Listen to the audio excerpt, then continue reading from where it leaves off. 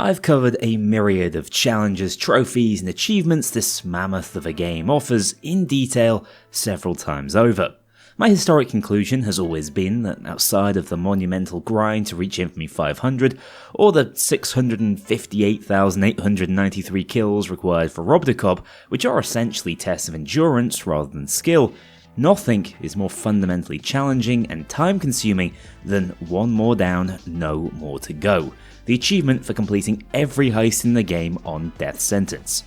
If we remove the possibility of getting carried to it by a team, there's no comparable achievement that requires as much game knowledge, tenacity, or in-game skill. Okay, I've got all the equipment. I don't know why I don't do this more often.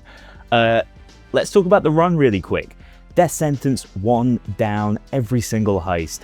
I believe this achievement has about a 3.5% completion rate on PC, and a lot of those completions will have come years ago when the achievement first released, and not all the heists that are currently in the game were available. So it's only actually gotten harder. I'd say within the framework of Payday 2 as it stands, not adding ridiculous rules or mods, this is as difficult as it gets. So is it a chance for me to showcase my serious Payday skills? No, I am as average a Payday player really as it comes. However, my average self, do I really have time to be locking down? No, which is why we're finally trying this. I've genuinely put this run off for about 4 years when I first came up with the challenge run format. So let's find out if Yelwonkk can beat every heist on death sentence one down, except without ICTV anarchist this time. That's probably for the best. The rule set for this one is obviously very straightforward. I have to beat every heist in the game, including the Revival Era DLC and events for once, on the hardest available difficulty of Death Sentence, with the one down modifier turned on. Stealth is going to be allowed, and is also an outright necessity in the early game to get some levels under my belt, but as a key limitation, I won't be allowing stealth clears outside of these stealth-only heists. In fact, I simply won't be allowed to answer pages throughout this one. Pivotally, crew AI will be allowed for this challenge, as I'm simply not good enough yet to handle true solo on this difficulty as I do on normal challenges, and want to use all the tools a new player might have at their disposal. Obviously though, I won't be playing online to ensure I avoid getting carried through this one. Of course, that's absolutely a lottery, and I would posit that on average it's easier to do this solo with AI than by joining random lobbies. However, as a streamer, we all know this likely wouldn't be a representative experience. As for build limitations, obviously I'll need time to pull one together, which is a limiting factor in itself, but otherwise this is a total free-for-all. Any weapon, skill, or perk deck I can afford or unlock will be fair game for both me and my crew AI. In addition to these core rules, I'll be attempting to craft some incredibly powerful solo builds to help carry me through the challenge when my own skills fall flat, varying things up as much as possible. However, I will be limiting myself to just a HUD mod and won't be intentionally making use of any bugs or glitches to progress.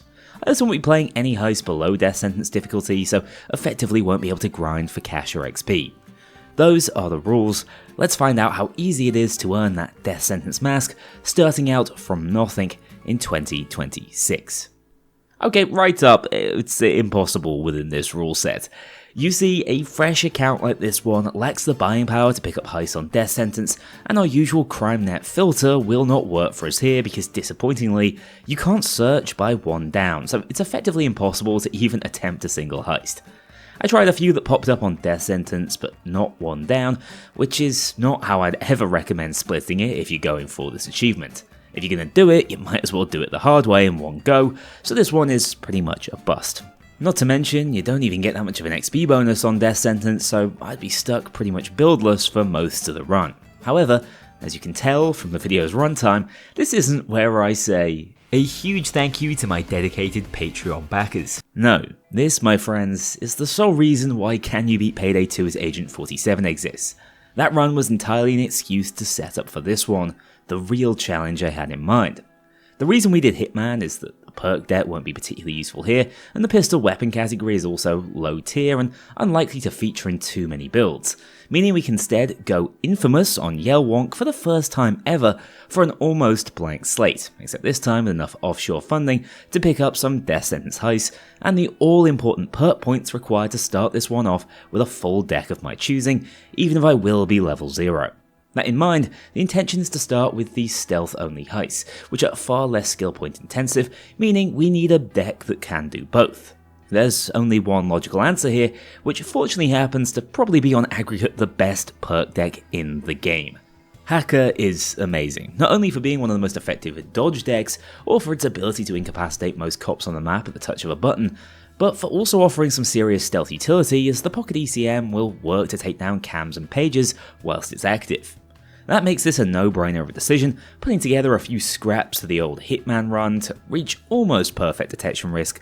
before spending $1.5 million on the first heist of this run, Murky Station. This one is often my starting heist for full reset challenges, meaning I know it can be done with basically nothing equipped, and at least as far as stealth is concerned, the difference between Mayhem and Death Sentence is mostly inconsequential. That doesn't make this a foregone conclusion though, just about mistiming my entrance to this train and forcing a reset on attempt 1.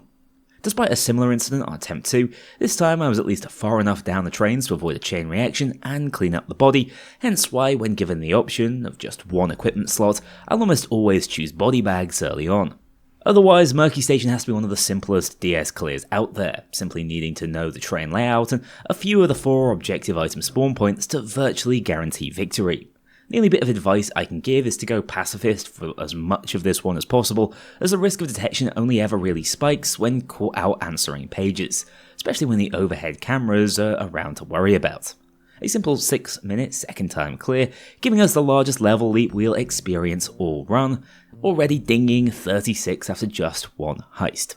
I need a simple stealth build now, using the limited skill points I have to prioritize Jack of all trades for 2 equipment options, and a few points in Shinobi for the stealth specific upgrades and ECM buffs. Nothing too crazy though is required to generally breeze your way through the car shop heist, another I've used in the past to kickstart runs. Other than getting blindsided by this guard in attempt 1, this one is incredibly straightforward. My advice is to go inside encasing mode and unlock a path to the rooftop and second floor, essentially granting you vision on all the locations the bank manager can move to. In this case, I got the roaming spawn and was lucky enough to catch him out down by this quiet corridor, but there are a few more Civ heavy RNG seeds that might require more body bags, or in some cases a quick reset. By the way, these Akimbo Gecko pistols I happen to have saved over from the Agent 47 run are incredible, giving you all the launch of a shotgun with the concealment and spammability of a pistol.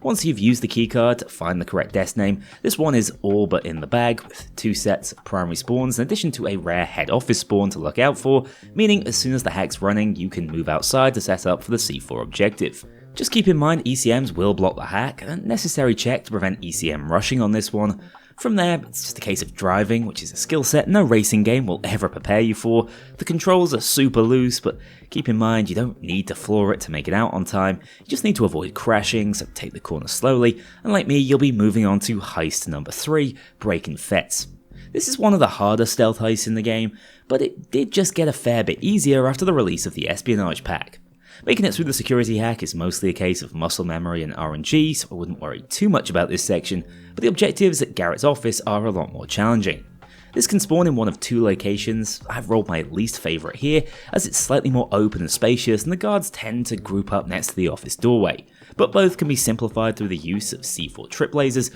or here, with my limited build, thanks to the new spy camera equipment, enabling me to keep eyes on the patrol at all times and pick my movements accordingly. This is also a heist on which I recommend taking out cams if possible, giving you full reign to move around and bait Garrett out of his office. The objective order you roll is random, but each corresponds with a location Garrett will wait for you, so don't be overconfident with it. Also, there's only 4 possible codes it can be. I'm always happy to take a guess with 1, 2, 3, 4 on the first roll, instead of having to wait for Locke to give you a clue. In this case, it wasn't good enough, but after baiting him out once again by turning the lights off down the corridor and getting the anniversary clue, this one had to be 12-12, rolling the box in the safe RNG, and despite managing to get caught right at the escape, the Pocket ECMs held for long enough to make it out of this one on the very first try.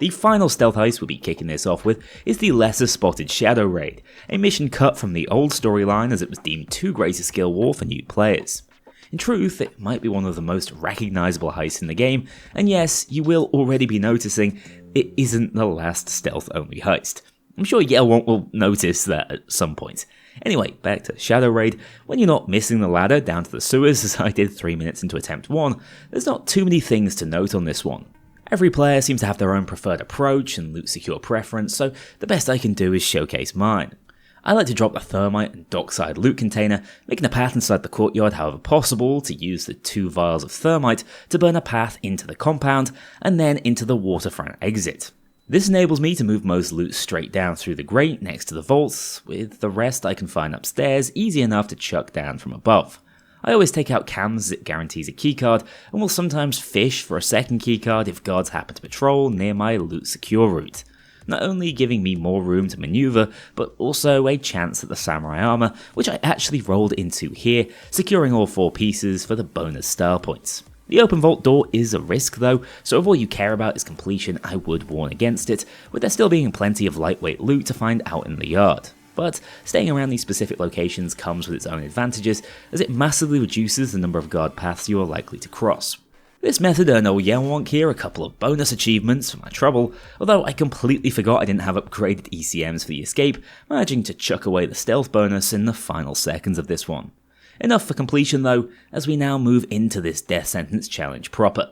The build I went with first might have been one of my more significant mistakes on this run, all things considered. I put together a triple shotgun setup with the VD-12s and Grim 12-gauge Dragon Breath shotgun, all fairly pick up and play stuff, with the idea being that shotguns only really need overkill to feel solid. Unfortunately, with these shotguns in particular, that's not entirely the case, really needing crits and akimbo skills, which is far too great a drain on my limited skill points at level 54. Still, the next purchase I made was the right one, outfitting my crew AI with stakeout shotguns, one of the best weapon options they can wield, especially for close range heists like the ones we're going to kick this run off with. After that, I'd say for abilities, quick is a non-negotiable, sharp-eyed makes it so ammo economy is never an issue, and piercing is my usual choice, but in some builds I could see the value of inspiring, as you can't always trust the crew AI to pathfind for those revives.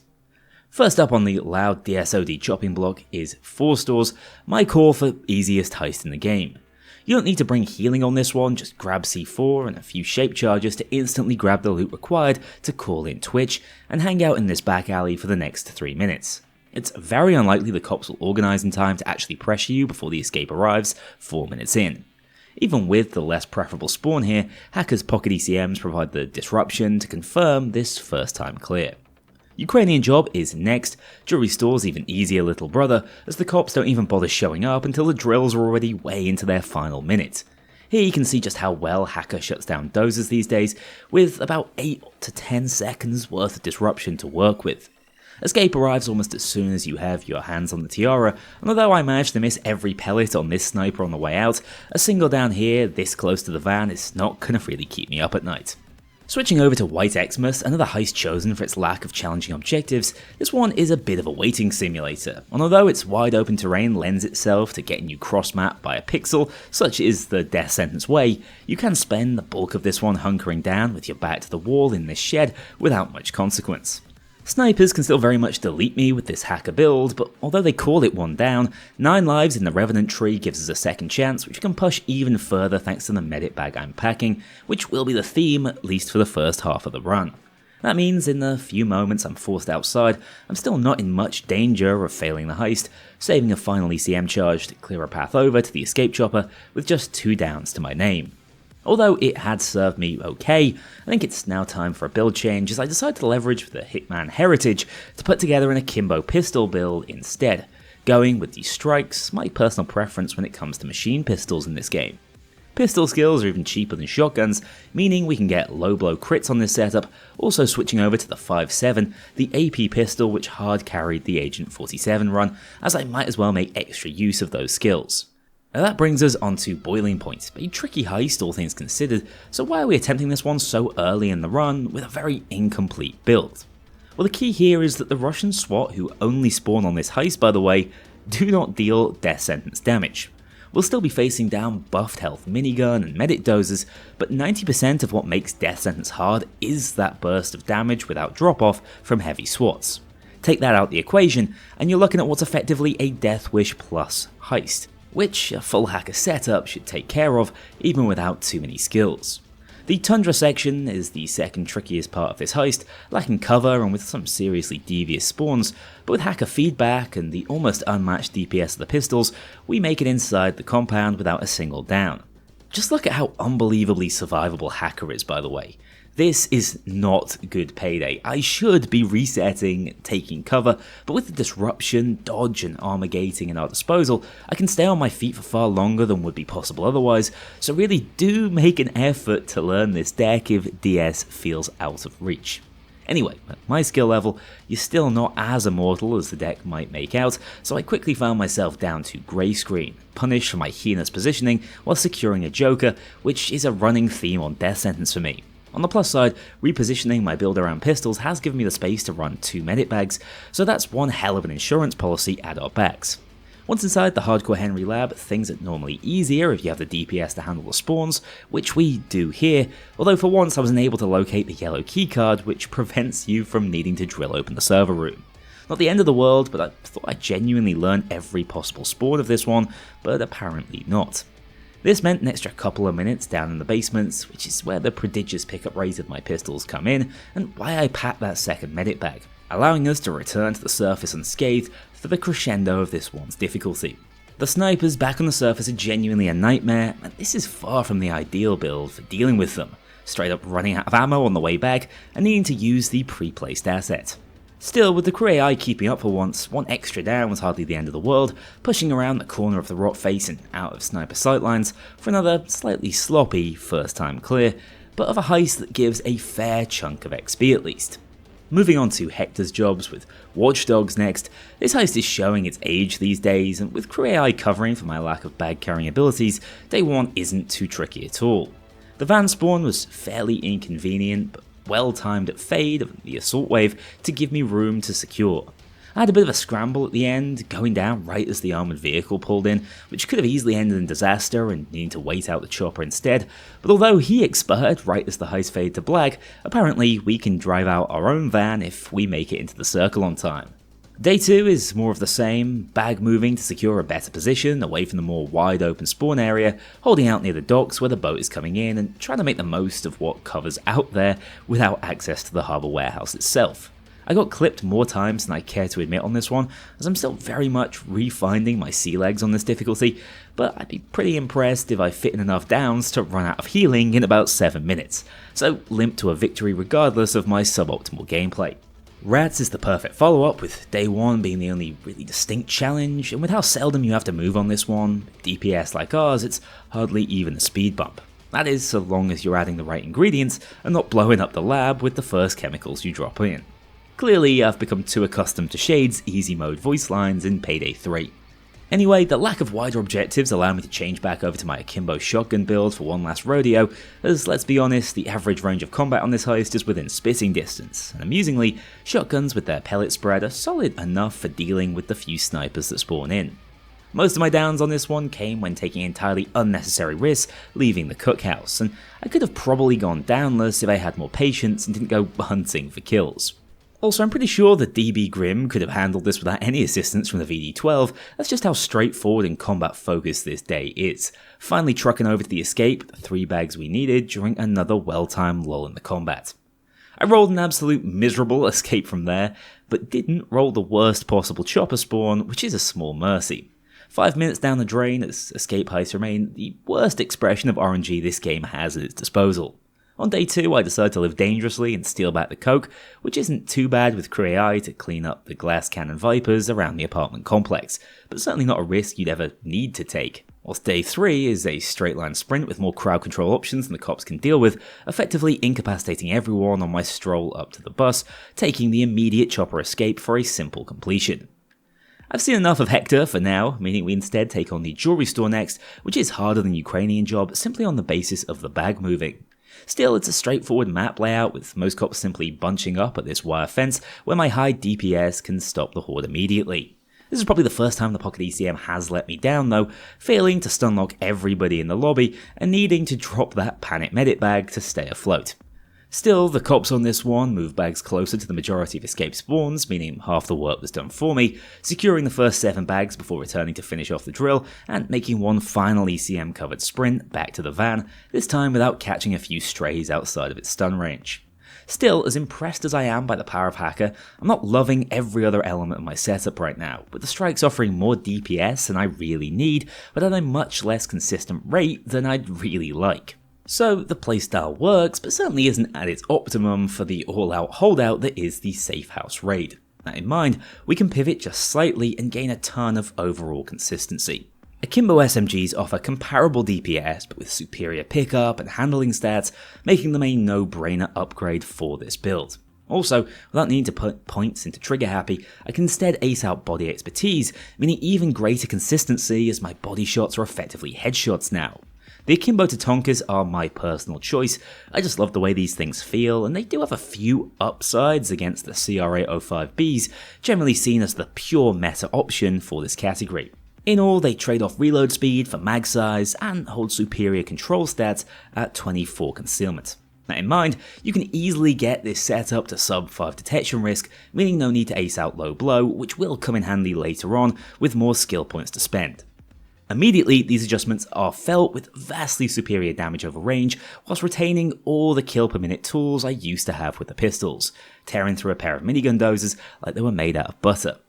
Safe House Raid is the definition of a build check in this game. Yes, there are some elements of RNG at play in terms of the defense spawn locations, but generally, if you have the DPS to kill everything that comes close, you'll muddle your way through this one, especially with how potent the Kknowley are in solo lobbies.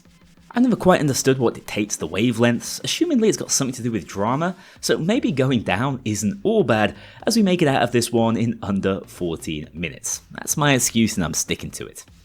Staying with the holdout style theme, we head over to Cook-Off with this same build, holding the fort with absolute ease, with no real reason to leave this safe haven. Already this build is statistically superior, going down just the 3 times on this attempt, compared to the 5 downs we racked up on Rats. In the mood for one more kill fest at this point, I actually think that alongside the same logic of the Safe House raid, No Mercy is actually the next easiest heist in line. Yes, the spawns get a little crazy and it's objectively more challenging than something like Bank Heist, but my setup with Hacker is so well prepared for this sort of heist, stun locking half the cops while still inside the rooftop vents, I'm not too concerned about running this one before level 100.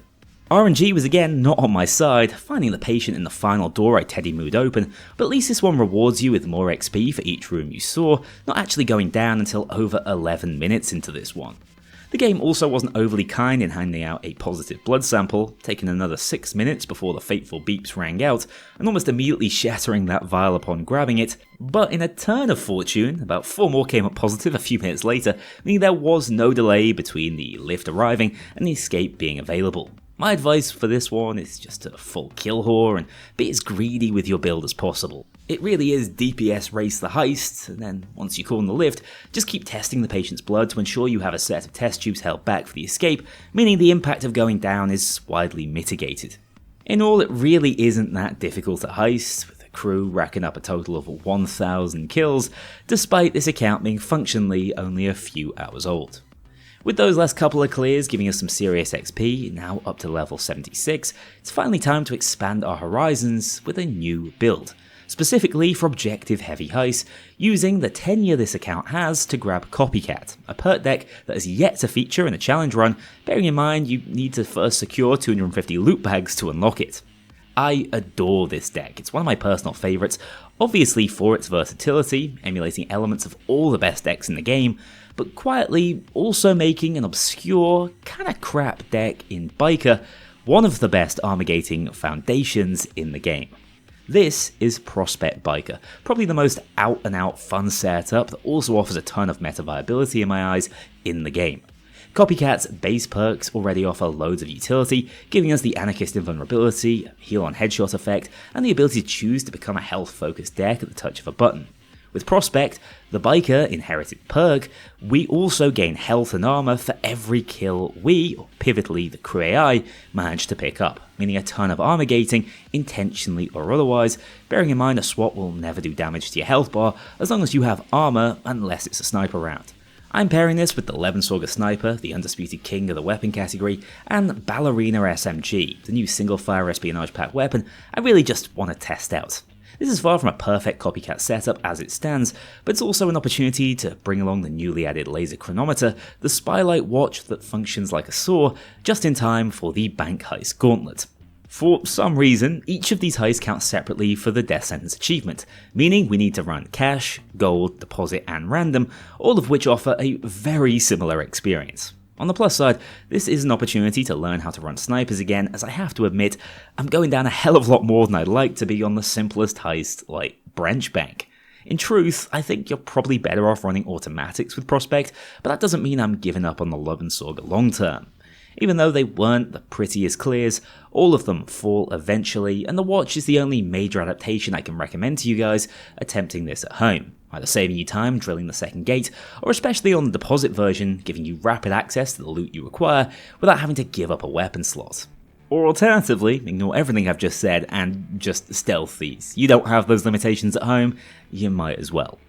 One final addition I made before the random bank heist, by the way, was to purchase the Akron LMG. This thing, despite a recent nerf, is still totally busted in the hands of the crew AI, giving them an excellent all-range option to deal even more damage, meaning they sort of carried this final heist in the gauntlet, which is just as well because they also chucked an escape at me, which got pretty touch and go out on the roadside. You need to drop both medic bags to make it out, with all 5 bags from the heist. These escapes are a pain. None of them are prohibitively hard and can be avoided if you're willing to just play in stealth, which is obviously against the rules for me, but at worst, if you do get stuck, I suppose you could just reset the heist and hope to not roll the escape. Anyway, I don't want to see the inside of a Harvest and Trustee for a while, so I'm seeking a change of scenery at the nightclub. Another heist made drastically easier by running the watch, as we can open up all 3 doors in an instant, saving you a ton of time on a mission that does not respect it. Like many of the heists before it though, this one is incredibly close range, meaning the crew AI will have a field day, and we're not overplaying my glass cannon setup, so can I. Yet another straightforward clear. Art gallery now, the first day of the dreaded framing frame, which again you'll notice I'm taking on after equipping the watch, because this thing even burns through the bars that protect the marked paintings after going loud, saving us a 5-minute hack in the process. Although I did forget this one requires 6 paintings, whereas framing frame only needs 4. Anyway, to my dismay, I was actually held at the entrance to the gallery by a nasty SWAT van turret this build is poorly equipped to deal with. But again, micro hits like this one are never much of a resource race. At least as long as you're running 2 medic bags with 9 lives, meaning you can just force your way through, no matter how poorly you're playing. Not my finest KD ratio though, I have to admit. The final heist for this particular variant of the build is up next in Go Bank, a decent heist to run snipers on given how dangerous the opposing Overwatch can be. I think looking back at this build, major thing I'm lacking is Berserker, which obviously has counter synergy with a health and healing deck like this variant of Copycat, meaning I'm fishing for that 30% crit chance more often than not. The Ballerina, by the way, is a more than decent secondary SMG, but the awkwardness of its slow switch animation is felt, despite Copycat attempting to nullify it. Outside of maybe a rogue build, I think it's a tough sell next to many of the high concealment fully auto options. Anyway, Go Bank, a horror stealth heist, so probably one of the few hybrid options you're better off taking in loud even on death sentence. Of course, you're always a slave to RNG with where the cage needs to be set up, but I reckon the back parking lot is one of the better options you can run into. Again, the watch is our saviour here for tearing through the deposit boxes to ensure a couple of bags for the loot cage, which we can actually defend quite handily by positioning the crew AI in front of it and catching the spawns over the wall with some nasty grazers. Whilst Counter Sniper is the entire reason why I'm running this setup, meaning we can put them in the dirt easily. That opens up the escape without the need to carry an extra bag down here, and although they only give you a few minutes to make it out on death sentence, he is unlikely to be where you fall on this one, making it out in just over 10 minutes. Now let's fix this build though, because we're just barely getting by here with one of the best perk decks in the game, and I want to thrive. Picking up the Campbell 74 LMG, abandoning the sniper, and returning to base principles. I've spoken to the guy who designed this weapon, and he didn't foresee it being run outside of its cool underbarrel flamethrower variant. Of course, Payday players love to do things the unintended way, so the instant reaction was to strip it apart and slot it into a crit build, which is exactly what we're going to be doing here. With 11 concealment on this thing, we can happily run the 5-7 for dealing with shields and move over to more of a concerted body expertise crit setup, something with a slightly lower skill ceiling for me. Heading into Stealing Xmas, this was like night and day. Although the Campbell can struggle a little bit more with dozers, it's an absolute monster against all other unit types, and rather than waste all 4 armor gating opportunities we have every 4 seconds with this build in a single shot, as we were thanks to Graze, we now get to make the most of the prospect effect with this more bullet hose style. And when push comes to shove, it still does the job against those big boys if need be. Again, utility is the name of the game on Stealing Xmas. You can speed along most objectives on this one with the watch, making it up to the rooftop C4 section as quickly as possible, where you will want some sort of survivability mechanic to lean on, as it's very unlikely you'll get the charges placed without at least taking some heat. I found that out the hard way, even through the 2 seconds of immunity, but just look at how competent Copycat Biker is when your only priority is staying alive. Embodying that kill to survive playstyle I've always absolutely adored. Escape is far easier than the section on the roof, so that makes for another guaranteed clear. This build is also perfect for Hector's final heist, Firestarter next, speeding up the van drilling by simply sawing our way through. With a well-placed fuel tanker on this one, I might as well save some time by blowing a few bags up. You'll notice 9 times out of 10 I will avoid going for bonus loot or taking the harder objective on Death Sentence. This difficulty is brutal, and it doesn't even reward you that much more than the few below it, so it's never really the place to flex or bag clears. Just blast the weapons in the furnace and call it a day when given the chance, making it out of this one with just a couple of downs to my name. The watch comes in handy as well on day 2, to open up the first door where I held off almost downless for the first assault wave, timing the fade nicely after loading Joy up with server number 2. A somewhat rare sniper spawn caught me at the exit, but that's what we packed the meds for, making it through to day 3. Please don't make me try and find things to say about the 5th bank heist of the run. The only real difference here is that we need the watch to turn off power upstairs too, but otherwise this is just the standard bank heist all over again. I overplayed a couple of times, but what's new? Once inside the vault, I had more than enough firepower to hold my ground and grab the recording for our first finished contractor of this run. Speaking of repeat heists though, it's time for the Armoured Transport Gauntlet, again leveraging the watch to speed through once I get them open. At least these heists are set in different locations and offer a slightly stiffer challenge than the bank heist from earlier. Starting with Crossroads, this one can be really nasty if you don't learn the sniper spawns, but there's also one of the higher density transport hits in terms of cover. I don't feel like I can afford to drop the medic bags for shape charges on this difficulty, although it would knock about 3 minutes off the heist if I had that kind of confidence. Holding the cash in the wine shop, which was a stroke of luck when Twitch pulled in just down the road. And it was until bloody Houston managed to drop one of the bags outside the play space and out of my reach, forcing me back into the fray to locate a final bag to secure the completion. They did chuck an escape at me, but not a particularly challenging configuration for this build, with enough health to tank up snipers when compared to something like Anarchist. Transport Harbour is next, another of the easier transport heists in my eyes, although I made the foolish call to insist on going for the medic bag a dozer was standing on during attempt 1, dropping this heist for being so stingy. The run back was anything but clean. I think staying out on the road was a massive mistake with how the spawns work on this one, and cops' tendency to congregate around the middle does cause problems. But after listening out for the escape I was expecting, I was at least able to drag the bags of gold across to this little room right next to the van. The reason why you should always pay at least a modicum of attention to Bane on these hits. I ran into similar problems on downtown. Again, there's cover on all sides, but the cops tend to find angles on you, and this is maybe the first heist in the run that has left me feeling I was taking damage from unknown sources. Believe it or not, the SWATs are pretty good at head glitching on cars when they want to be, and the sniper spawns on this one really require you to crane your neck upwards. On the plus side, I rolled jewelry, which is at least the lightest loot type available. I was free to chuck them up a few stories once I knew it was going to be the chopper variation of the escape, making it out reasonably unchallenged in under 7 minutes.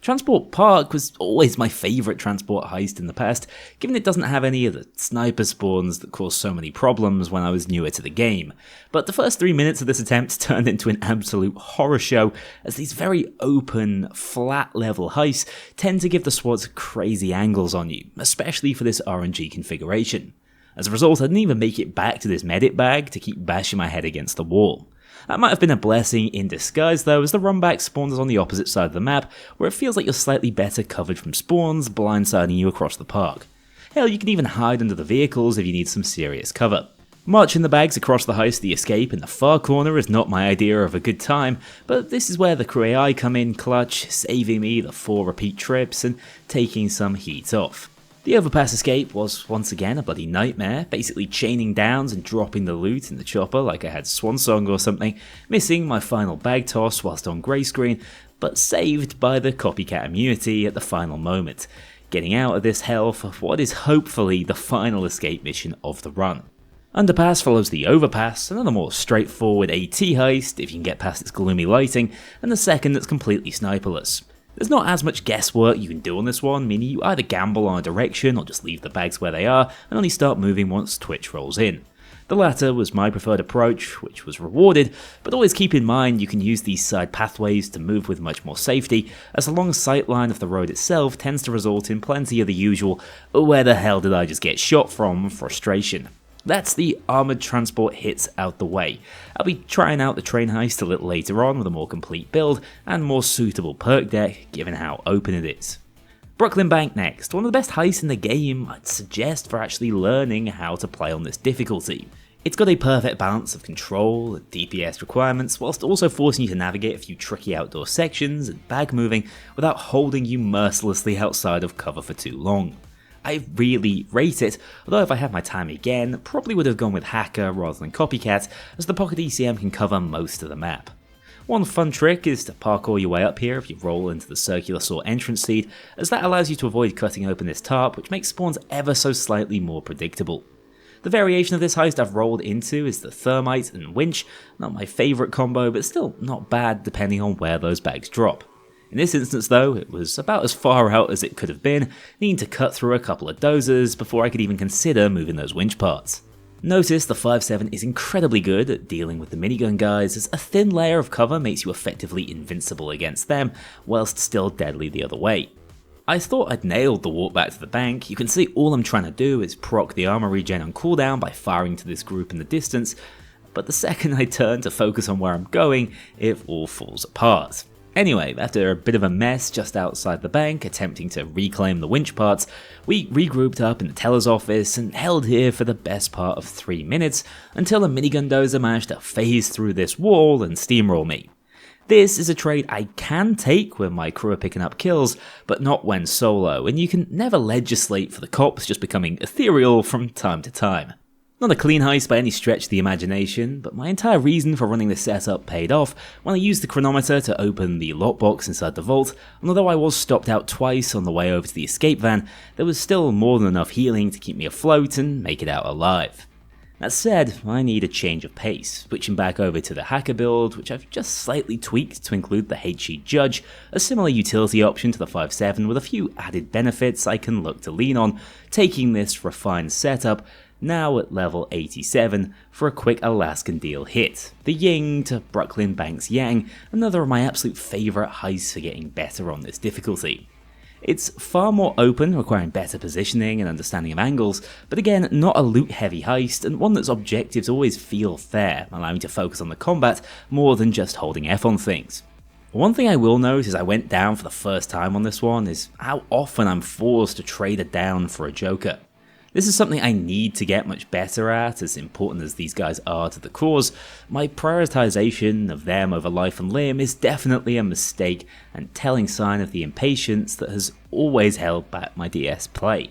Still, I'm learning, and the medic bags at my disposal makes that learning process all that bit more tolerable. I do feel I've got my builds backwards though, as snipers are far more prevalent here and causing my hacker setup a fair few issues, something I won't have a chance to counteract until I hit max level. That said, once the captain's free and you're just defending the oil tanker and power box, hacker starts to pay for itself, stunlocking the legion of cops who live for turning off that fuel supply.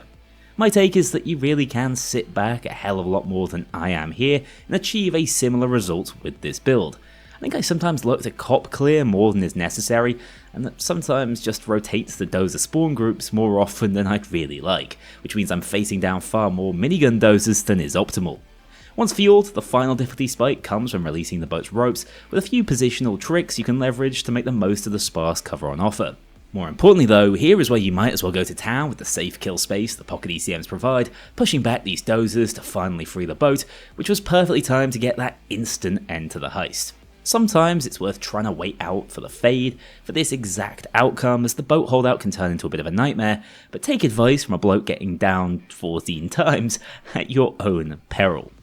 No doubt on the correct build next though, Hacker absolutely dominates Hell's Island, hence why I'm confident I can take this on relatively early in the run. As one of the few on-rails segmented heists in the game, in most sections a single pocket ECM can shut down every spawn group set, making it surprisingly simple to breeze your way through the opening holdout, with kills of course the key to progress here. Another thing that Akimbo SMG build is fairly adept at doing, speeding into the laundry section without any real close shaves and getting instantly deleted in the face of 3 basic enemies.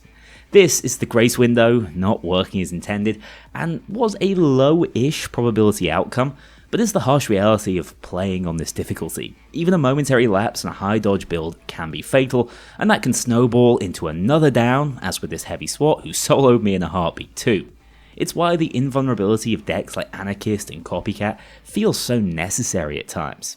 This time though, I wasn't punished for holding my medic bags for the final straight, getting around this fixed turret spawn to heal up before the final kill fest on the castle rooftop. Remember, the key moment is when Locke goes to hide after extending this bridge, actually not dropping Bane for once when doing so. You need 10 kills, but they expressly need to be within this zone, which we got done during the second wave of spawns. It feels backwards, but sometimes you need to wait for the cops to get closer before you pull the trigger. Anyway, the final hack to open up the helipad was an absolute mess, even with the ECM jammer forcing them to stand still, not needing that second medic bag in the end, but still happy to hold on to it just in case. Hacker was absolutely the secret here to a straightforward completion. And the same is really true on Shacklethorn Auction, another absolutely tiny heist that can be effectively controlled by simply pressing 3 on the keyboard. You can make this heist a hell of a lot easier though if you're smart in how you kick it off, completing the powerbox hacks before going loud to cut down their duration drastically, and locating the auctioneer and his keycard is just as good in loud as it is in stealth. Even with that preparation, sometimes nothing can prepare you for the onrush of Shacklethorn, anecdotally one of the most DPS race heists in the game, but with the keycard and blowtorch already in hand,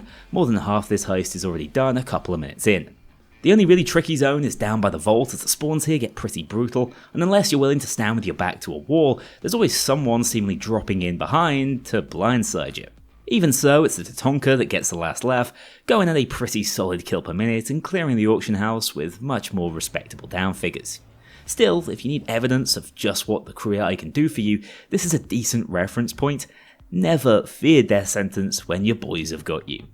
Confidence at an all-time high, it's time to move outside the claustrophobic killhouse heist and onto uncharted territory, moving on to the very open counterfeit, where speed really is the name of the game. The more you can get through before the cops are called, the better your odds of water drailing the safe uninterrupted. And with the assault only being called with 2 minutes 30 left on the first drill, that's pretty good going. Just ignore the fact that when going for jokers, I got turned into one myself. Mostly, avoiding the outskirts of this heist is the way to go, as that's where the lack of bullet drop-off can really hurt you, and surprisingly, this bit of cover next to the water valve goes a long way in keeping you safe until the snipers start to spawn. But again, that's where it helps to get ahead of the curve, already down to blast the safe within 10 minutes, with no red lasers in sight and 2 medic bags still in hand, clearing a path down to the sewers, where this dozer was shell-shocked, arriving about 5 minutes earlier than expected, hardly having a chance at blocking the exit. The classics continue with the diamond heist up next. Unlike on Shacklethorn, I wasn't able to get the shortened powerbox hacks in stealth, so this ended up turning into a more bloody back and forth, before escorting the CFO up to the roof, where you do find yourself getting beamed by pixels off in the distance, unfortunately. This is another of those heists that have some awkward visibility issues, and I'm often left unsure who exactly was responsible for sending me horizontal, but for all those nasty heart-in-mouth moments, we still have the Kreia High to sort us out, securing the code for the vault and starting the bag moving process, which is always far easier with a full crew, meaning this is just 2 full trips back to the vault for the entire set, which caused me far fewer problems than anticipated given how open the area with the zipline is. In fact, it was only on the trip back up to the roof that things got nasty, with the Kreia getting lost on their way to revive me, such is their one major drawback, and why inspiring can be a very valid crew perk to run. On the other side of that coin, an often underappreciated mechanic is the Kreia's ability to trade you back from custody so long as they defend whatever hostages you have. I won't be overly leaning on this strategy, but if it happens, I'm not going to complain about saving a potentially wasted 15 minutes, as Ethan and Sangres hold out the 2 minutes with ease and trade me for bloody Ralph Garnett of all people, who later go on to be involved in the plot against the gang in Payday 3. Whoops, my bad, but the run stays alive thanks to that sacrifice, easily holding off the rooftop spawns before they gain targeting and escaping this one from the main helipad. Not a stat line to be proud of, but still, we move on to First World Bank. Not too many insights to share on this one. It's the first ever Payday heist, and even in Payday 2, there aren't that many curveballs it throws your way. Defending the drill and PC hack simultaneously is ideal, but not always an option on Death Sentence, although what I will say is I actually prefer this RNG configuration I've rolled with the drill on the opposite side of the bank, as it allows you to relay back and forth along this back corridor and slightly split up the spawns, rather than them all funneling in from the right wing of the bank. Once through though, that's the hard part of this heist done, as the thermite melting section is very easy whether you manage to place both canisters or not, as the spawns are so predictable, and the 4 green dozers hiding inside the vault at child's play for any setup that can armorgate, probably the easiest dozer type for this build to handle. As for the escape, once all 8 bags are in the vents, this wasn't my finest performance, but the beauty of Hacker is that disruption never ends so long as you pick up enough kills during the Pocket ECM's duration, meaning we had plenty of coverage rushing down into the offices and making it out of this one with a more respectable set of stats. Moving back to the dentist heist, despite their narrative importance and grand scale, amusingly most of his hits are in the middle tier of Death Sentence difficulty. The diamond, for example, takes place almost entirely indoors, with straightforward linear paths and predictable spawn groups you can take advantage of, especially whilst pulling off the first few hacks to make it inside the Egypt exhibit. Here things open up and you're much more likely to catch a stray bullet, but I found actually holding a choke point entrance to this one quite effective, especially with the crew AI covering the final time lock for me. Once inside, massively assisted by the fact that the lockpicking animation only takes 5 seconds rather than 20 with the crew passives, my recommendation is to pretty much always activate the gas trap on your own terms, stepping on a tile before returning upstairs to wait out in a slightly less open environment. A couple of minutes is all you'll need before drilling the diamond free, with more than enough firepower to hold off the cops outside the exhibit room, as there are no spawns within here.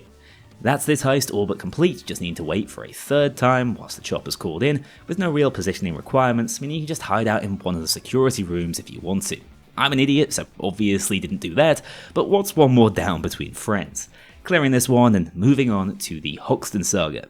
Breakout Day 1 is not an easy heist by any stretch of the imagination, but there are ways you can make it easier than it might appear at first. The mistake is pushing alongside the van as the game encourages you to do. Although it's solid cover, the 360-degree spawns on this one limit that effectiveness, meaning you should instead move ahead of the truck wherever possible, and Hacker is incredible for this, pushing past one wave of spawns whilst they're covering their ears to ensure you get ahead of the spawn groups and only really need to worry about damage coming from behind. This also enables you to scope out the upcoming roadblocks, which fortunately in my case was limited to spike strips and construction, avoiding the drill which can really bog you down. Finally, the many SWAT van turrets which can spawn here are also a problem for most builds, but this is the real benefit of switching out the 5.7 for the judge. The turrets take a massive multiplier from explosive damage, meaning with a few lucky crits mixed into the barrage, I can force them into repairs within a single reload, giving us more than enough time to move past them and not need to worry about taking them out for good.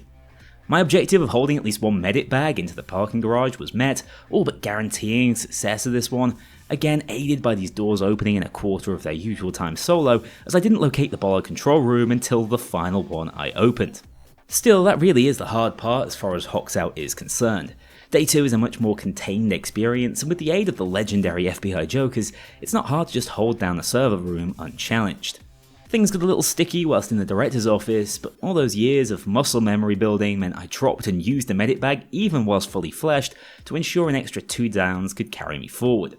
This is a simple heist if you don't overplay your hand, especially out here in the main lobby where there's always some arsehole that didn't get the memo who was meant to be stun locked by the Pocket ECM. However, I had a touch of luck at the labs, with the first clown box analysed being the correct evidence, just leaving us with the archives to search, using up one of the 2 remaining keycards I knew the location of to speed this one along and reduce overall risk. Depending on your build, these keycards could be better used to open the med room or ammo store, but for me, with 8 down resets already in the build and a self-sufficient primary in the Tonkas, it makes more sense to just speed things along and reduce the risk by simply limiting my exposure to cops on this heist. The result was a sub 15-minute clear, always holding back one final keycard for the escape, meaning with the ECM covering the trudge back outside, this one was always in the bag. Hoxton Revenge, the following heist chronologically, is on a fairly similar level to the last, but with the added danger of omnipresent SWAT van spawns and some nasty open air sections. Fortunately, drilling the panic room Hector's holding out in is not hugely risky, with very few angles we need cover from, meaning I can start gathering evidence in preparation for the escape. Hector himself is made of absolute paper, going down in a single mag from the SMGs, which takes us on to the final difficulty spike for this heist, the bag moving escape. RNG plays a major factor here, arriving above the panic room on this seed, which is decent enough for us, if not optimal. Here we can chuck a few bags up there immediately before crossing over to the other part of the house for much easier access to the roof. Again, the ability to simply drop the SWAT van covering this location is a godsend, and why the judge still reigns supreme in so many death sentence builds over 10 years after its initial release, eating a sniper round with 5 of 6 secured, but with Dallas already in position for the revive, making it out of this one on the first time of asking. Golden Grin is a fair step up from the heist we've just run through, but isn't as difficult as you might think with the right pre-planning. I always run the C4 limo entrance, extra battery, fast drill speed, and basically anything that expedites the arrival of the winch or BFD, running the security center hack in exchange, as it really is a simple objective in the grand scheme of things. With just one plug socket to cover, which you shouldn't really need to, as a few disruptions can actually be good for the BFD's laser drilling progress, as ironically it prevents the drill from overheating, the open casino floor is a nightmare for most builds, especially bearing in mind how much you'll need to move around it to keep refilling the water cooling tanks, and I probably was too hasty at times, but that's the luxury the Pocket ECM affords you, almost always giving you an opportunity to interact with a medic bag regardless of its placement.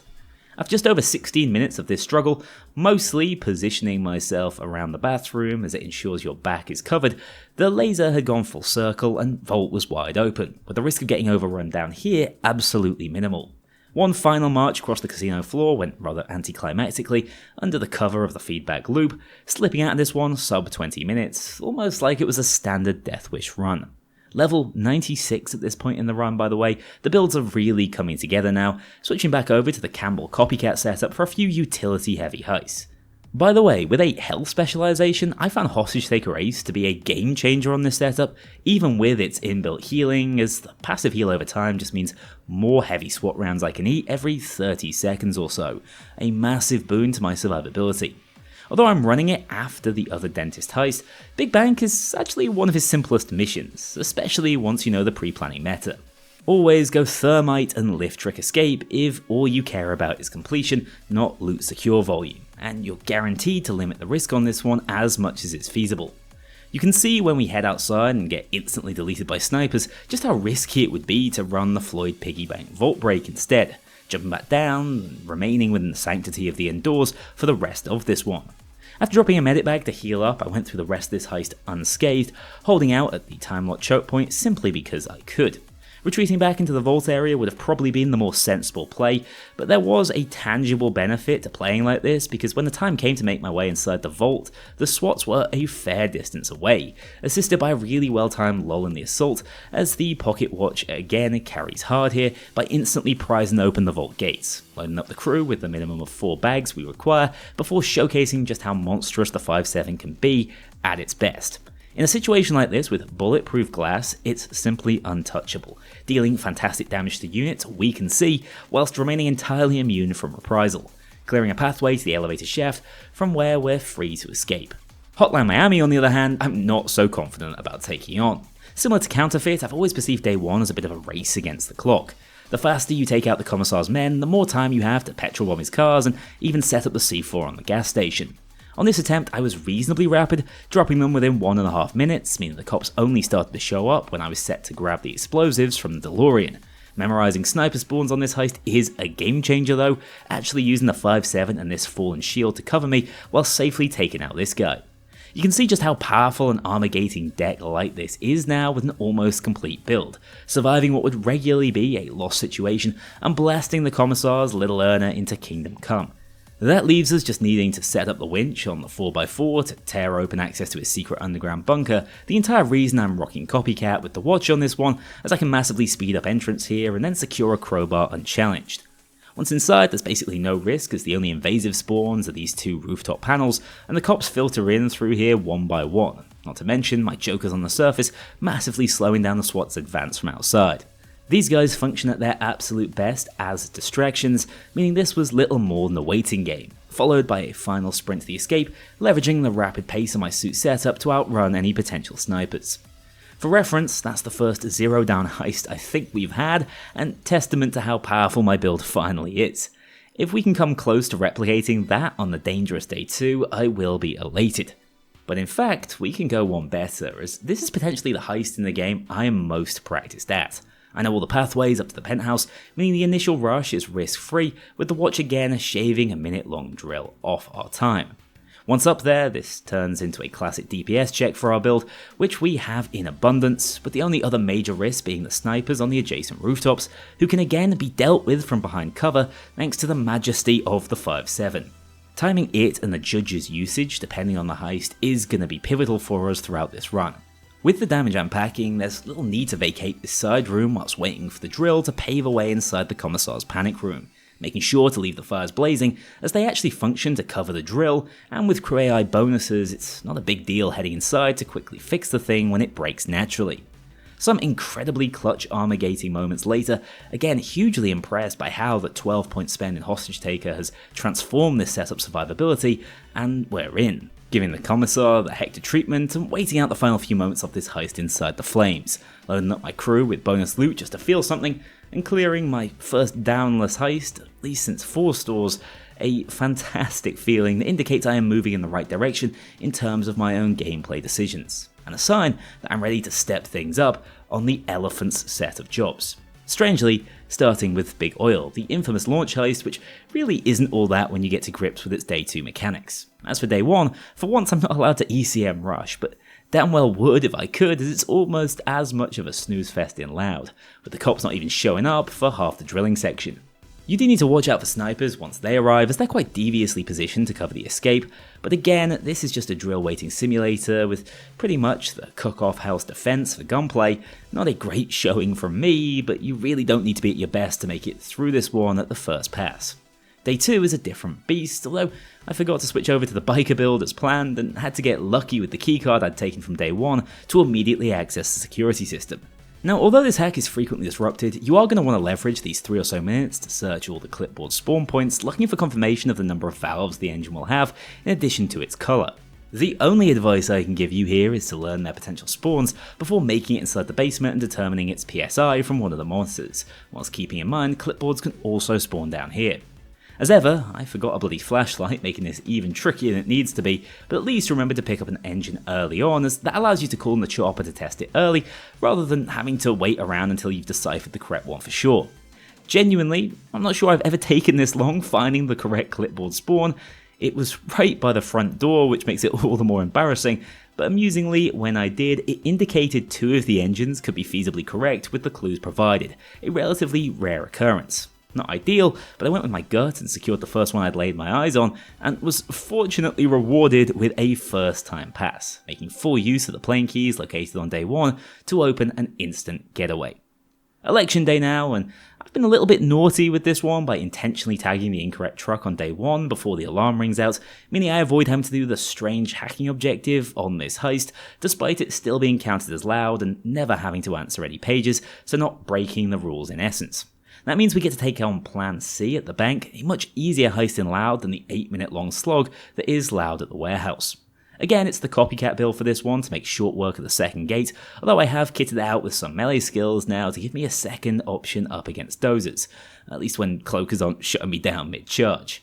I rolled into the almost max loot spawn possible here, but fortunately the requirement doesn't scale, meaning we just need to shuffle a couple of money bags over to the escape van, making out cleanly once more, with my only down of this run courtesy of the cloaker from earlier. Framing Frame is the heist I really feared out of this set when starting, although as mentioned earlier, day 1 is easier than the standalone art gallery as you only require 4 paintings for completion. Again, the SWAT van spawn is fairly nasty, especially without my trusty judge to shut it up, but the watch makes such a mockery of this heist core challenge that it hardly matters either way. Dragged across the finish line and on to day 2, which will actually feature the ambush for the first time in years for me probably. The odds of this massively increases if you don't finish day 1 in stealth or shortly after going loud, but for whatever reason, they've never really rebalanced this one to make it any sort of challenge. I suppose the idea is it's hard work to move all bags across the warehouse, but when all you care about is completion, you're pretty much free to run past and ignore these guys appearing out of thin air. Day 3 is where this heist difficulty crystallises though, as I've moaned about in the past, with the cops uncharacteristically obsessed with turning off the power at all costs whilst uploading the framing files to the politician's PC. Couple that with the hack being over 6 minutes long as standard, and you're looking at one of the most frustrating and drawn out holdouts in the entire game. Here though, it's much easier than in my solo runs, as the crew AI can at least hold down a few spots on their own, with Hoxton bravely covering these power boxes on the roof, whilst the rest of us meet the bulk of the cop spawns in front of the main room's balcony. The hack was still interrupted over 6 times, even with these extra precautions, but my own life was seldom in danger, with 4 extra medic bag charges coming for free with the pre-planning, and the layout of this one still lending itself nicely to any sort of high kill per minute setup, such as this one, diving between rooms, which all offer ample cover. I'd take the death sentence version of this heist with full crew AI pretty much any day over the mayhem one we tend to face during classic challenge runs, clearing this in under 13 minutes with a decent body count to boot. Crucially, framing frame brings us to the big level 100, maxing out my skill points at 120, with the full Infamy 1 tier cost reductions I'm usually unable to access, meaning these builds will have meta comparability if you're looking to yoink 'em.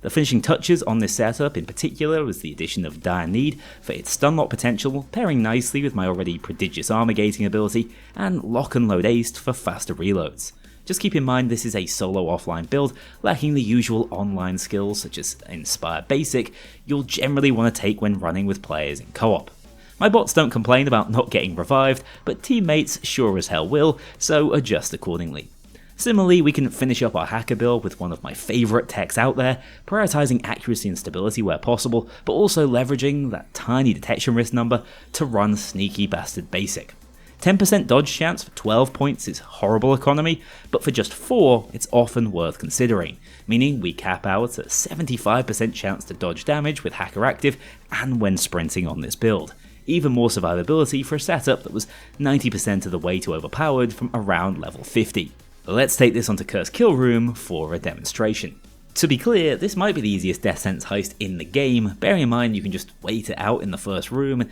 escape without securing any loot. But that would be boring, instead ensuring at least one completed circuit without a single down. That's just how good the Pocket ECM is at controlling the spawn flow on this one. Also remember, you can shoot the tiny pumpkin for a full map clear if things get a little too much. A simple enough completion you can make even easier if you happen to be having issues, so keep that in mind.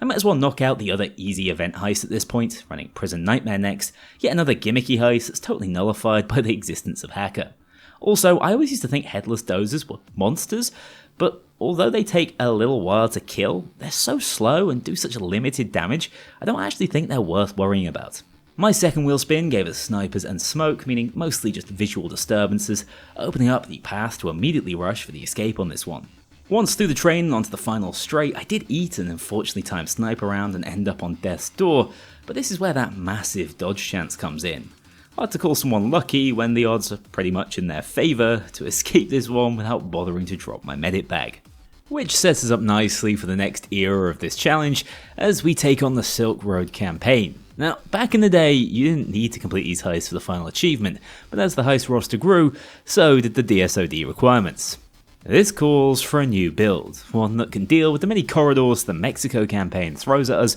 prioritising DPS over survivability. You know it, this is the classic Suit Anarchist 11 saga all the good players use. Anarchist is amazing. Not that one. In all seriousness, at this point, as we all know, Anarchist is the armor-gating deck, and most importantly, it's also the Berserker deck, as it covers for your low health pool wonderfully. That means I get to pay off that foreshadowing when I was trying to stick the WA2000 in my copycat build and run this thing properly, even packing the CR805B as its secondary. Zero creativity, to be clear, this is about as meta as any setup looks, but I need the training wheels because despite Anarchist being my favourite deck of all time, I'm incredibly out of practice with it, hence why the first heist we're taking on is Mexican Cook-Off, also known as Border Crystals.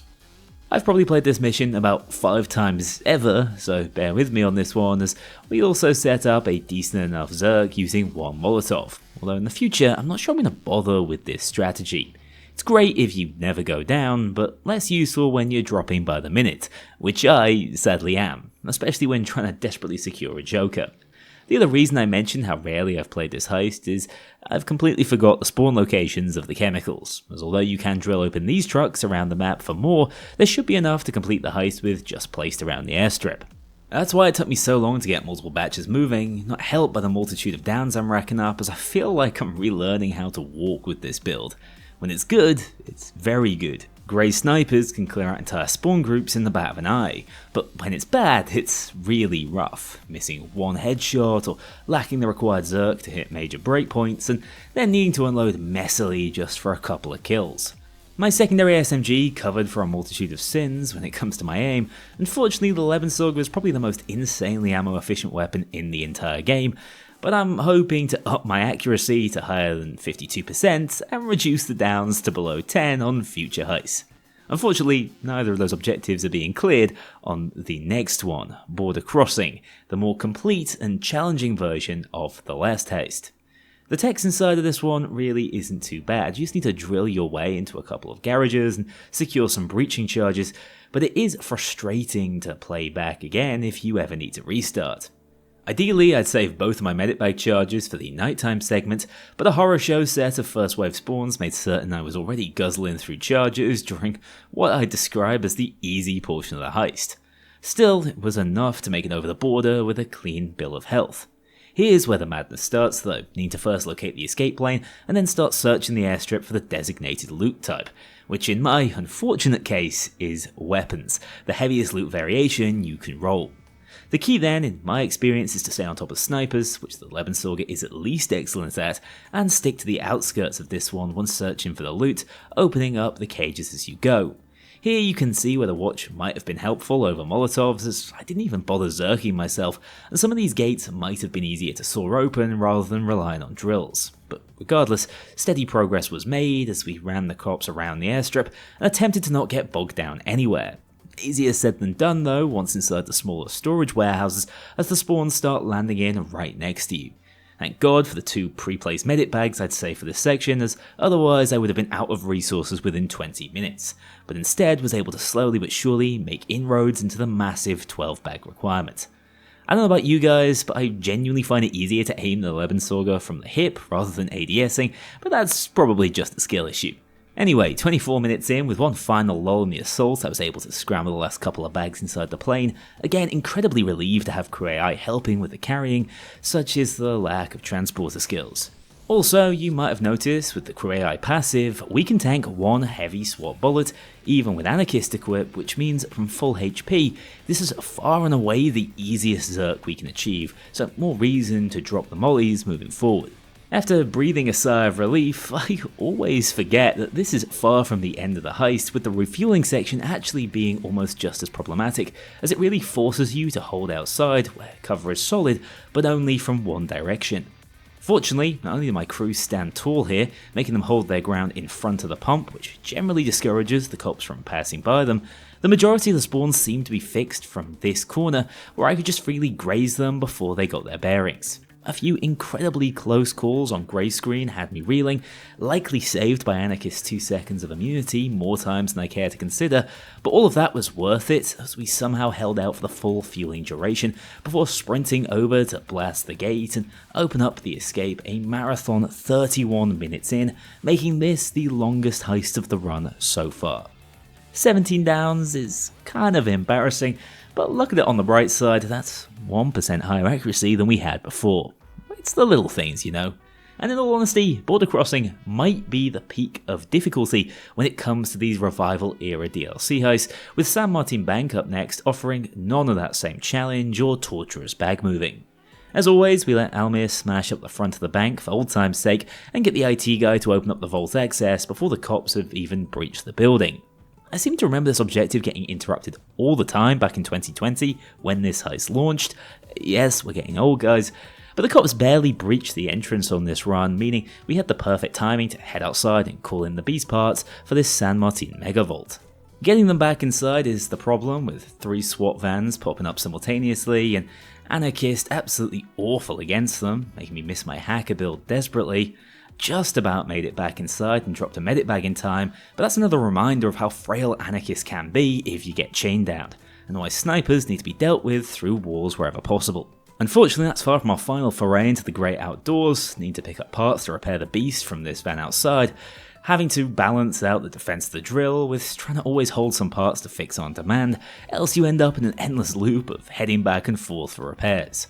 My build pays off at this point, the claustrophobic corridors around the vault acting as perfect funnels for easy graze shots, getting a ton of value for every bullet fired, make it inside after about 20 minutes of this, before loading up the crew to secure the loot required to escape in a single journey. 8 downs ain't great, but it sure is progress, and the Anarchist ways are slowly coming back to me in time for probably the easiest recent DLC heist, Breakfast in Tijuana. Again, it's a corridor style setup, meaning 9 out of 10 of the cops just line up for the sniper, and it's massive AoE with Graze to do the work. The entire document destroying section was a non-event, again massively assisted by the chronometer's ability to get us into the archive room in an instant when compared to the drill. Even once we return downstairs to hack our way into the armory, the sightlines are very player-friendly, securing the equipment required to free Almir and following him out to the car, where my inability to tell 6 and 9 apart cost us a few bonus seconds, but nothing too drastic, as we return to the car park to wait out the chopper airlift.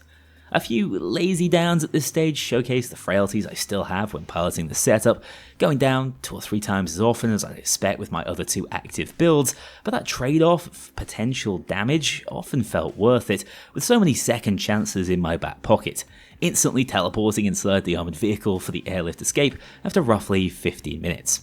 The final heist of this campaign is Bullock's Mansion, an absolutely top tier heist in my eyes, which I often forget about just as a result of when it released. The unique mechanic here is that you can dictate your approach based on the door you find first, and although it's way less exciting than creating a homemade bomb, the door release hack is simply easier to pull off on its difficulty, so ensure you first locate the metal door rather than the Statue of Death.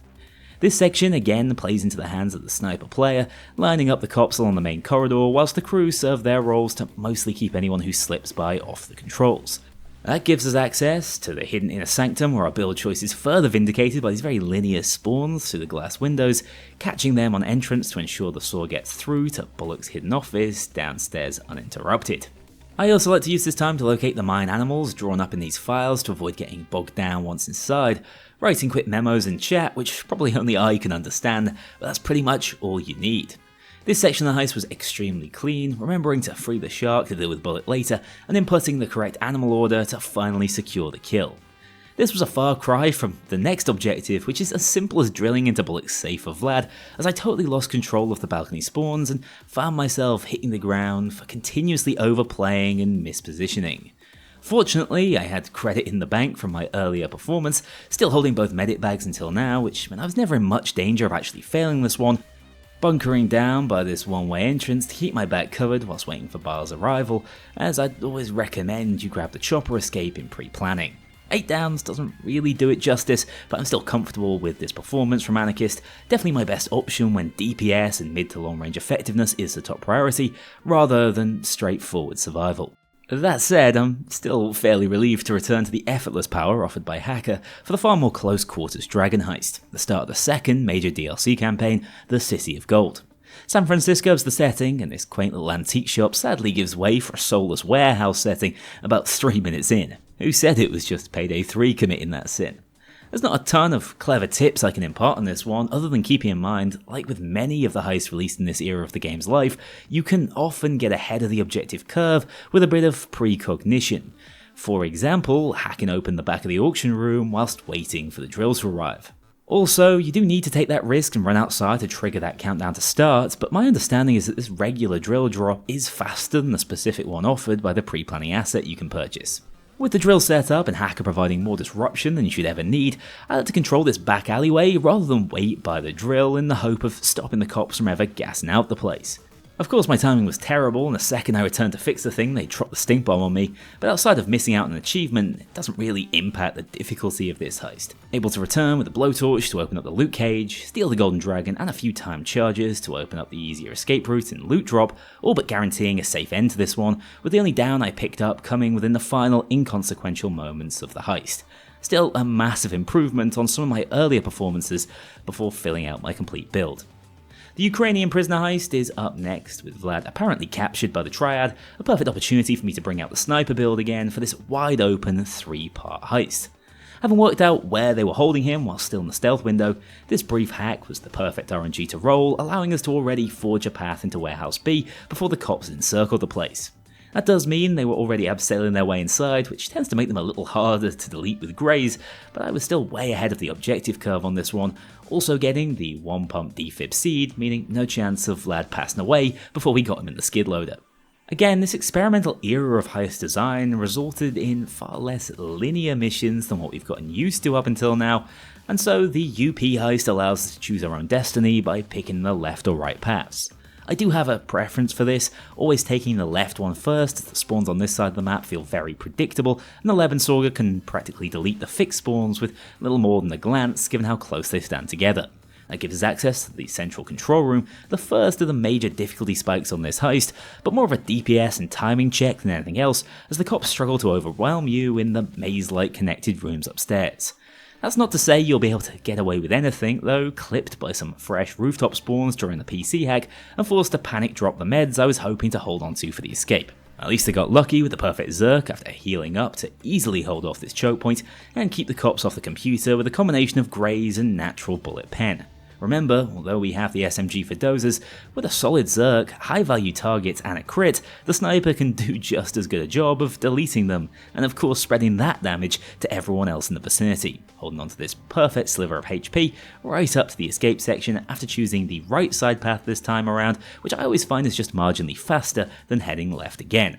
Here I was finally dropped once more, but still in a great spot in terms of damage output, clearing forth a path to set up the fireworks and hold off for the boat's arrival, dropping my final set of meds but escaping this one without another moment of panic. The most comprehensive anarchist heist I think I've pulled off to this point in the run. This is why build and heist synergy is more important than simply deciding on a universal best build, as much as the YouTube algorithm loves that.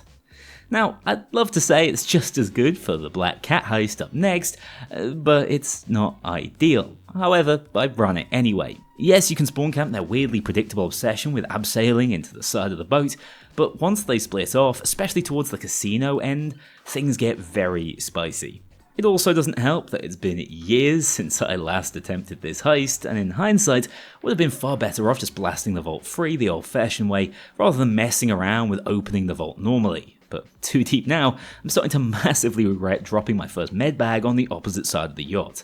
To make matters worse, I forget the laptop required to start the hack again is just located inside the room above the vault, wasting multiple minutes and, more importantly, downs, waiting for the prompt to tell me what to do. My main gripe with heists released in this era, which always gave you the time to figure things out for yourself, but never the clues you needed to actually solve what they were asking for, made all the worse by the risk of DSOD. Twice I hit grey screen without a convenient medic kit to save me, flanking to the pre-planning one the first time, and then once more whilst backed into the vault, genuinely surviving by the skin of my teeth, anarchist's crazy armor gating properties, and the good graces of 2 seconds of immunity once every 15 seconds. A pretty wild equation when you really think about it.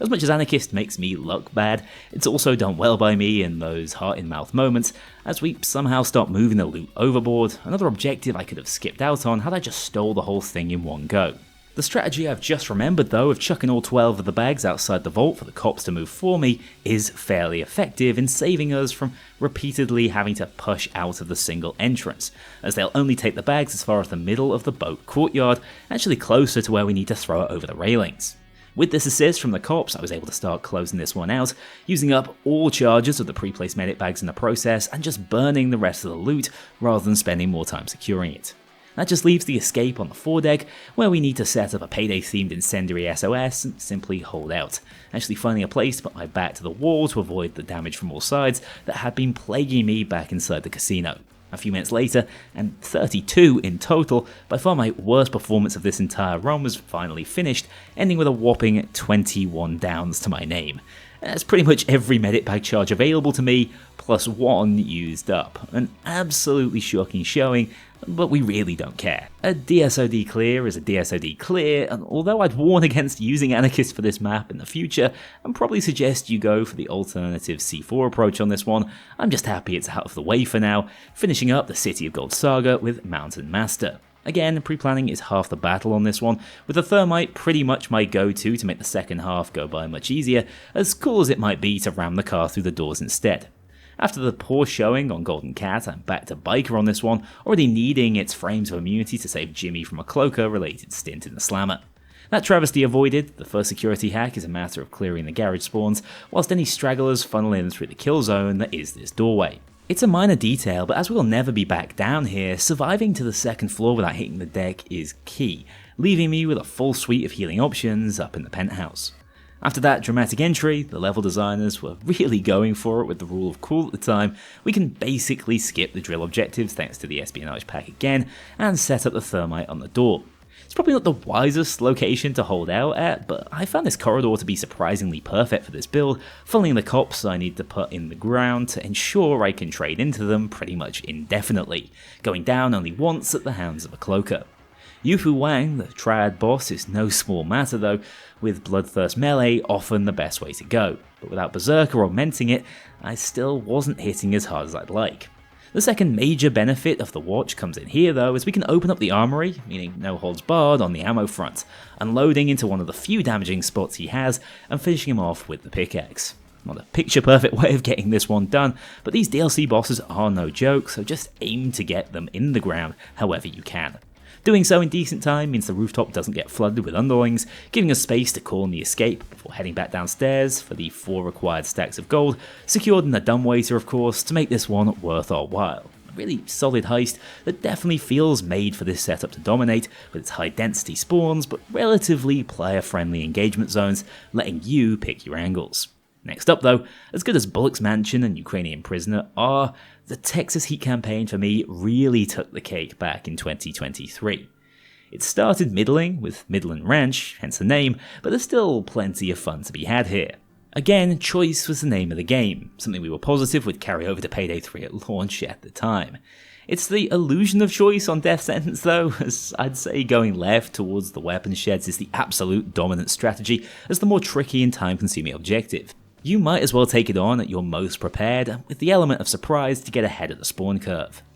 I could use the watch to open all of these cages, but it's worth knowing these drills are guaranteed to never break so long as the cops don't get to them, so I'm not positive I see the value. The first objective of setting up the C4 is child's play compared to loading up the Fulton cage with weapons, both handmade and otherwise, as that's a real slog. Dropping it to the right side of the courtyard was the right play though, not in the middle like I always used to. I'm also not too worried about loading it up with every bag we need, just enough to run the remaining few back without needing multiple trips. That was earned, although I was dropped just before the plane snagged it, meaning just 6 bags were initially secured, but with just 2 more to take, that's perfect for some golf cart action.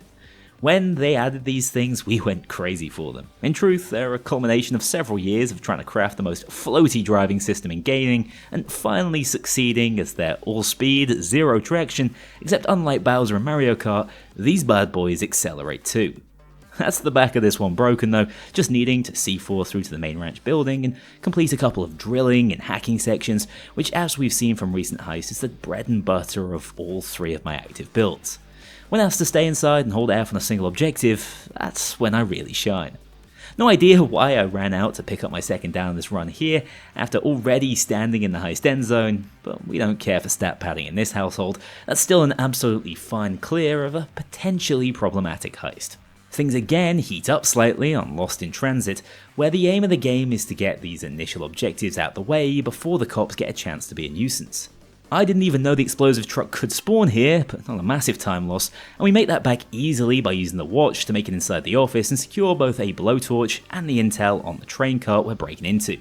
Anarchist is my deck of choice, mostly just because snipers thrive on this heist's massively open sightlines, but Anarchist itself not so much, often unable to see who's clipping you halfway across the map and respond to Armorgate. Going one train cart at a time is a fantastic adaptation though, keeping things simple and allowing me to load up the 3 plates in each vault without worrying about the bigger picture. Obviously, cutting my way inside from the rooftop leaves me wide open for a few downs other tankier builds might not need to take, but area damage I get in exchange genuinely feels worth it. Especially with the bloody sniper on this one, barely a twinkle in distance, it's such a vast play space. The final marked train cart was out in the open, requiring me to drop my second medic bag in a less than ideal location, but that's not a death sentence with the pre-placed asset one still covering the remaining objective zones for me. After just over 15 minutes, I cleared out every SWAT in the mile radius who might have had an angle on the top of the train to fasten the 4 hooks and start swinging it over, fixing the cables once they broke without picking up another down, and returning to defend the crane console, which is essential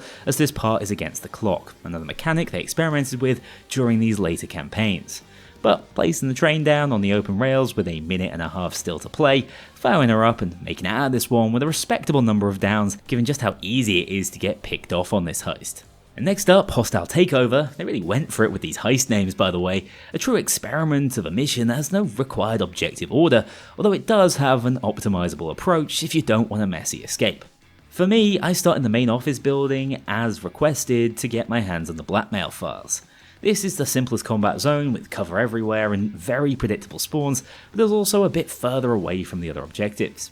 Once that's done, we can switch to double duty, setting up the saw to steal the Neo 2, and heading down into the labs to start hacking open these doors simultaneously. The key here is that you get the Neo 2 research before the documents in the lab, allowing you to escape immediately when you chuck the 4th bag into the chopper, rather than having to drive a golf buggy up a hill and fight off an automated turret. That in mind, we first blast open the lab, wasting half my ammo because I'm terrible at parkour and the floor is lava, or water, but eventually cut off the electricity supply to move freely again. From here, it's just a matter of securing both the Neo 2 and research dogs in the loot cage, which is conveniently placed right outside the entrance to the labs, doing so without another down to clear this one first time downless.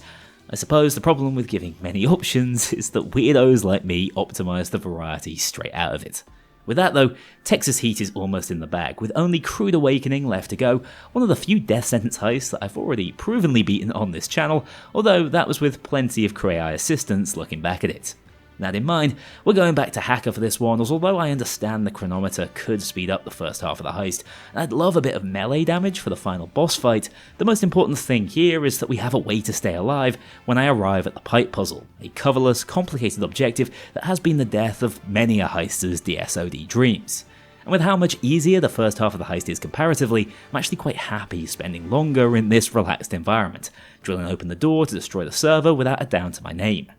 As ever, my advice with the pipes is to go backwards from the correct transfer station first, always checking the simplest route where possible, with me quickly working out that the left side routes were impossible, meaning that it has to be right out of the gate, and from there it was just a case of readjusting the pipes next to the pump, solving this in just over 2 minutes, which is pretty good going. My luck here was never likely to last, with so many cascading spawns and horrible sniper perches to deal with, not to mention the fact that cops on this section seem to lock onto you the second they enter the map, rather than giving you that usual grace window whilst they find their own bearings. That led to just the single down though, happy to use up one of the pre-placed medic bags I left to cover this nightmare section to get back to 2, as believe it or not, we're already moving on to the final fight with Santiago in all his murky water suit bulletproof glory. As you probably know, the only way around this is to set him alight using oil from the rig's pipes, but with 120,000 health and a covered headshot hitbox, even the exceptionally powerful SMG class has a fight in its hands to deal that damage in the small windows you're allotted. The key is melee damage, but the builds that would have enabled that certainly wouldn't have made it through the main rig section with just a single down, so the punishment I take here is more than a fair exchange, with plenty of excess healing and a crew that are pretty much guaranteed to live even concentrated far from the boss, meaning revives are all but secured where they might not be up by the pipe puzzle.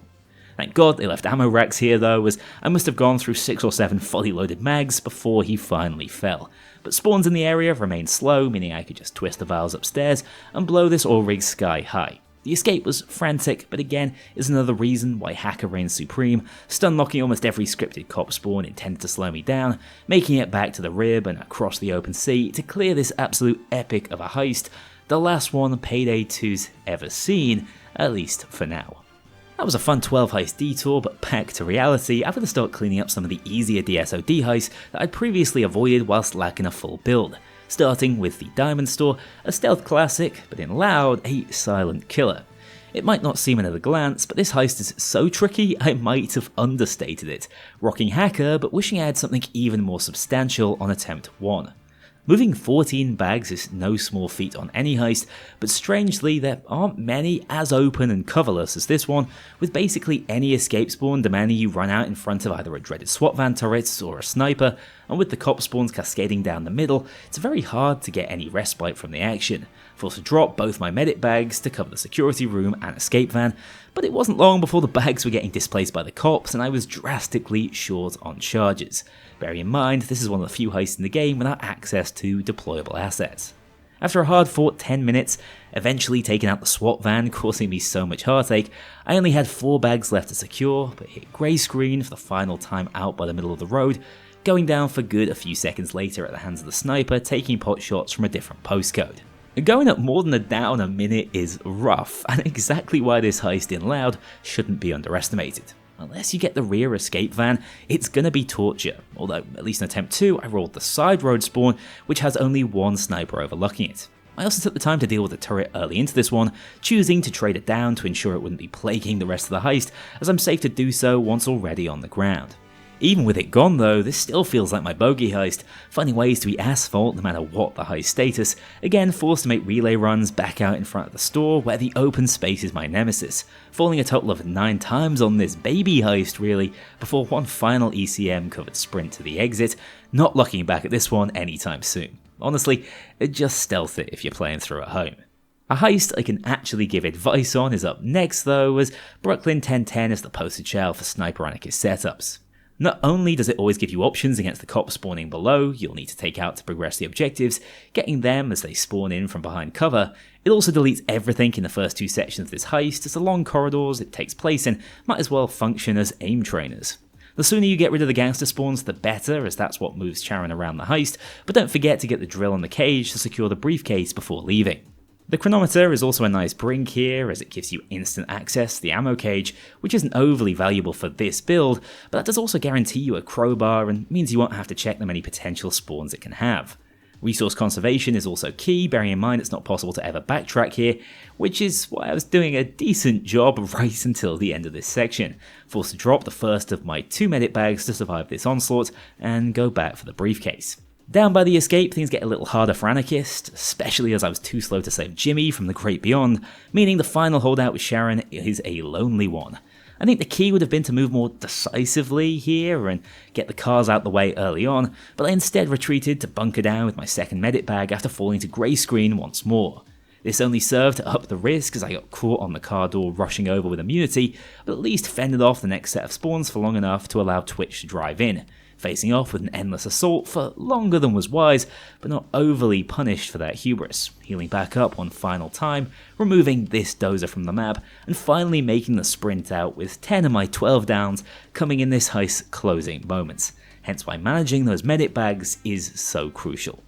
Time now to revisit Logg's jobs for a second pass at his marginally easier missions, such as Beneath the Mountain. Similar to Brooklyn 1010, this is a heist that cuts you off from what you leave behind, so playing well in the early stages gives you more wiggle room at the escape. Or hell, you could just hold your medic bag stubbornly and end up in jail 3 minutes in as a result. I guess that's better than falling 15 minutes later though, the old death by 1,000 cuts. Attempt 2 showcased what I'd been going for initially, taking it much slower through these initial phases, something I'm slowly starting to understand, especially with a more fragile setup like Anarchist. With its high kill potential, you really need a bit more patience, clearing a path before moving, rather than just trying to actively armor-gate your way out of every situation. This meant the opening sequence took me 6 minutes to complete, but crucially without costing a single down. A feat I almost replicated in the control center, saving both medic bags for the escape. Quick tip here, always try to open the painting and prototype vault. In this instance it was perfect as they were side by side, but there were also simple objectives and the latest loot types. Another thing to note is that all the vaults named after the gods are placed in alphabetical order, so you generally can gauge where they are relative to each other without necessarily learning their spawns. Back up on the roof, As anticipated, I copped a sniper round from somewhere in the mountains, the one major drawback of running Anarchist for this, but that's why we held on to these juicy heals. Efficiency is key at this stage, wanting to secure both the bags in the chopper and start blowing up the satellites as quickly as possible. Saved up here above the main helipad by one of my telepathic allies, as mercifully the game knows they can't path up to me. With that storm weathered, I'm free to return and refuel, holding the angle and picking off some of these mountain spawns as they popped in, before jumping straight in what's available for a second time clear. Santa's Workshop next, a heist with some nasty spawns for a solo player, but one where the crew AI simplify things tremendously, as they enable you to move all 4 bags to either escape at once, rather than needing to worry about the cops getting in the way with their newfound loot bag obsession. Hacker also covers the bulk of the workshop on this one, as it did back in Framing Frame, securing the presence and only finally going down when my ECM didn't go off in time in the face of a minigun dozer. A straightforward DSOD clear, I'm just hoping I can carry this energy into my usual challenge runs.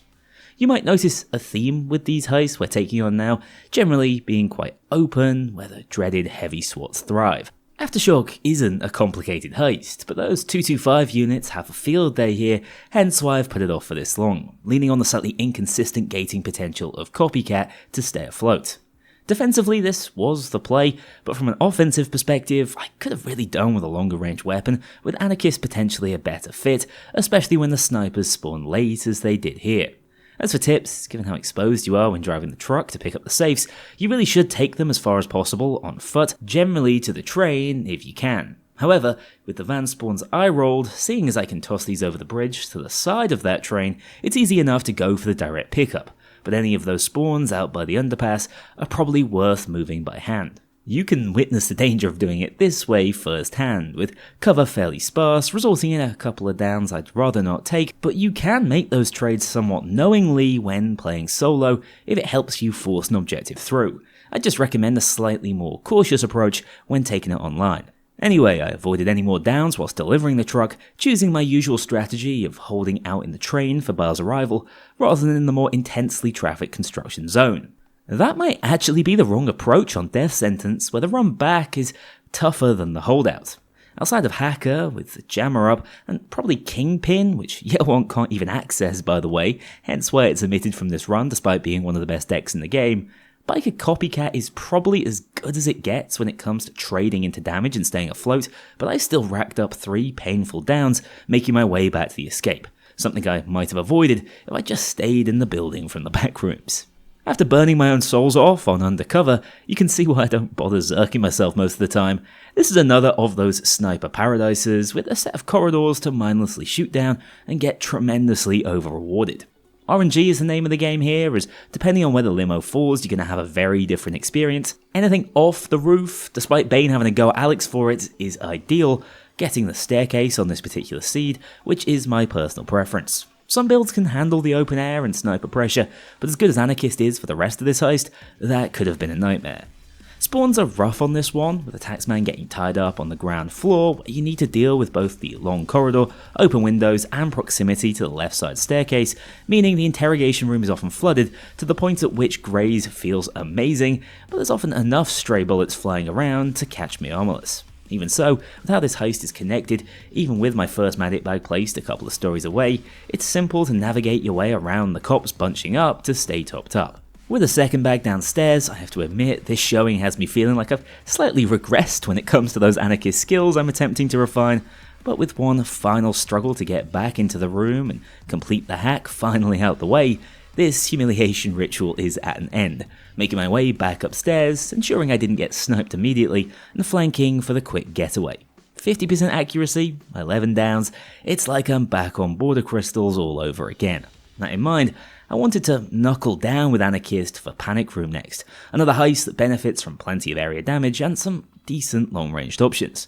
But if you want to trivialize this one, I would recommend Hacker instead. It's another of those close-range stun fests where a single ECM shuts down almost the entire map. Stubborn as ever though, I let the Grey Eye do the heavy lifting downstairs, setting them up next to the staircase to dull the initial assault, and saw the Panic Room free fairly easily. It's a lesser considered part of the solo game, but how you choose to position these guys when not in a full lobby will tangibly impact how an assault wave plays out, and this sort of aggressive positioning comes with its risks, needing revives later into the wave, but also eats a lot of aggro and passively protects you as the player. Now, for the snipers, which is a much harder objective on Death Sentence when unable to hold the roof indefinitely, meaning we need to reposition to find angles to take them out as they appear, creatively making use of a drop shield and my sniper's innate pen to avoid all damage when taking pot shots. Moving back around to the fire escape, we managed to pick off the last couple, allowing Bile to drop the C4, which is exactly what we're packing flashbangs for, the versatility of a perk deck that's not beholden to its throwable. 6 of the 4 C4 spots are easy work, but the 3 on the roof require a bit of manoeuvring, which in this case is a matter of flashbang spam and a little prayer on the side, with the anarchist immunity always in the back pocket. From here though, Panic Room is amusingly easy. There's effectively no reason for you to engage with the next 2 objectives if your number 1 priority is completion and not saving time. And look at me, man. I'm 60 odd heists and 31 pages into a bloody DSOD run. Time is my one remaining friend. What I mean is for Bile to drop the magnet to attach to the Panic Room and to then take off with it, he needs a perfectly clear rooftop, which solo you're unlikely to achieve with this kind of spawn intensity. But the other trigger for these is to simply reach the end of an assault wave, meaning you can effectively chill out downstairs for the next 6 or 7 minutes to hold out 2 assaults and clear this one by default. There's really not much risk down on the bottom floor, and if the cops follow you down keenly enough, they will accidentally let Bile fly off into the sunset anyway, so you won't see me defending his chopper anymore, clearing this one on the first attempt and completing revenge against this heist for Yelwonkk of 4 years ago.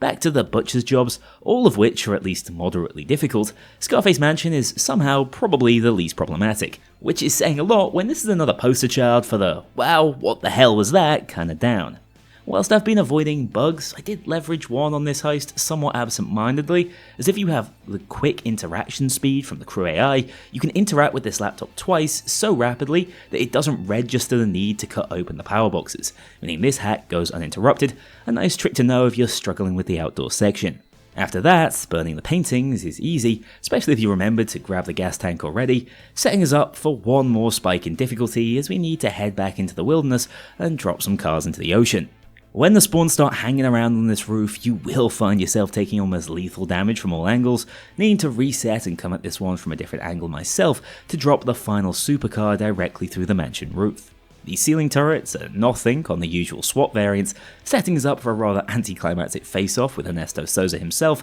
a much weaker boss than the few we fought earlier, as he can be stun-locked. The final hurdle on this one is securing the bags, very RNG dependent in terms of the escape, and with the sniper density up massively once inside the Souza office, running back to where we started is not my idea of a good time, juggling bags and getting dropped out the sky whilst attempting to make progress. One of the 6 I chucked out was repossessed, forcing us into another lap of the mansion, but this one was fortunately a victory lap to ensure bag number 6 within the gang's possession, limping my way to a 22-minute completion under cover of flashbang. One thing after another though, my routing is going to force me into a rematch with my least favourite heist in the game next, the elephant's final job, the biker heist.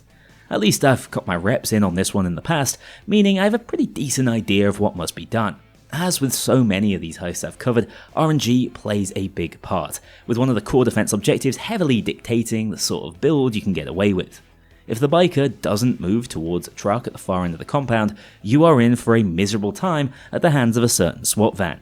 But over here, things are surprisingly pleasant, needing to just deal with the legions of dozers leaping over these few fence spawns. That's what Hacker was born to do though, tearing through them and the first couple of objectives, which were reasonably merciful, just needing to grab the 2 parts from the garage and the bike seat from down in the armory, which was perfectly timed with the end of an assault, meaning there wasn't much to challenge me whilst out in the open. My advice, depending on your build and range, is to swing between this doorway and the hut to the right when defending this spot, although with Hacker's extended moments of impunity, I was free to spawn camp and keep the pressure off more than I'm used to.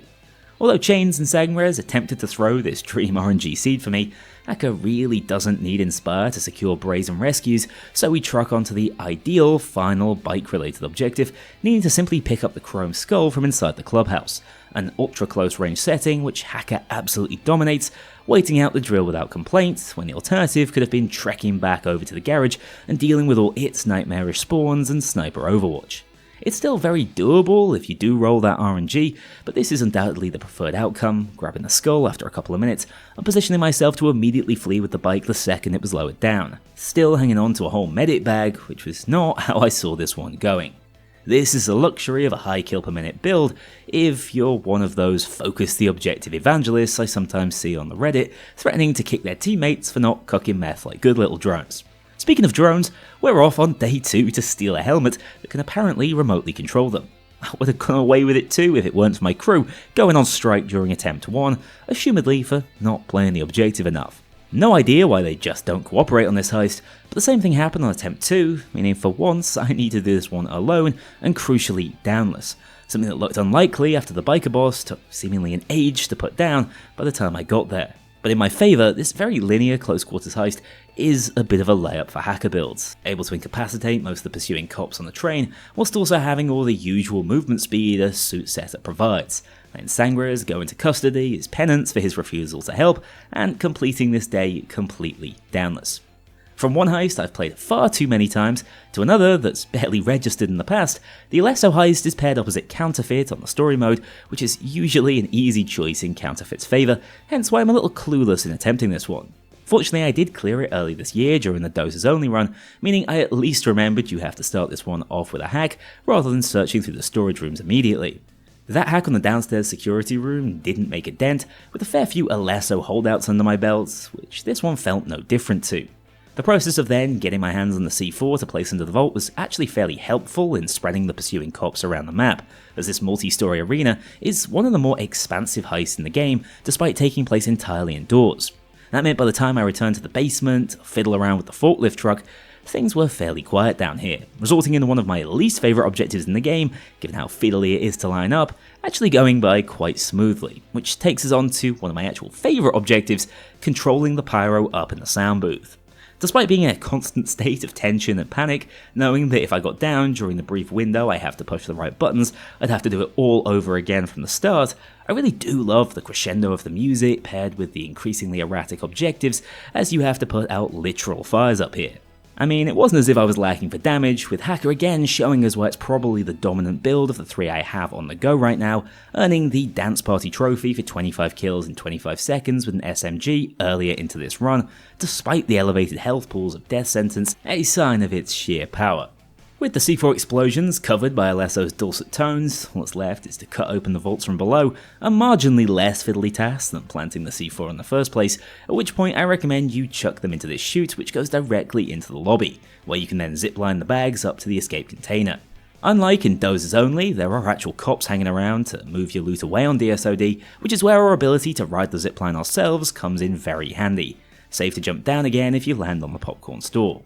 I miscounted the bags the first time, only opening 5 of the potential 9 vault sections, but headed back for number 6 without too many pursuers, clearing this one in just over 25 minutes with just the single down to my name, definitely a simpler heist than I'd mentally prepared for. Reservoir Dogs, on the other hand, is a tale of two halves. The initial day set in the future is a complete non-event, outside of the slight risk you have heading over and escorting Mr. Pink, rocking Copycat again to decent effect on this more stretched out heist. The final section of this day just involves soaring through storage units, which is more boring than it is challenging if you don't find it quickly. Surviving the sprint back to the warehouse in one of the few tense moments of this one, I cannot stress enough how strong flashbangs are for surviving this sort of play. Day 1 of this heist is a completely different beast though, with the initial randomised ambush offering at least as much challenge as Highland Mortuary condensed into about 30 seconds.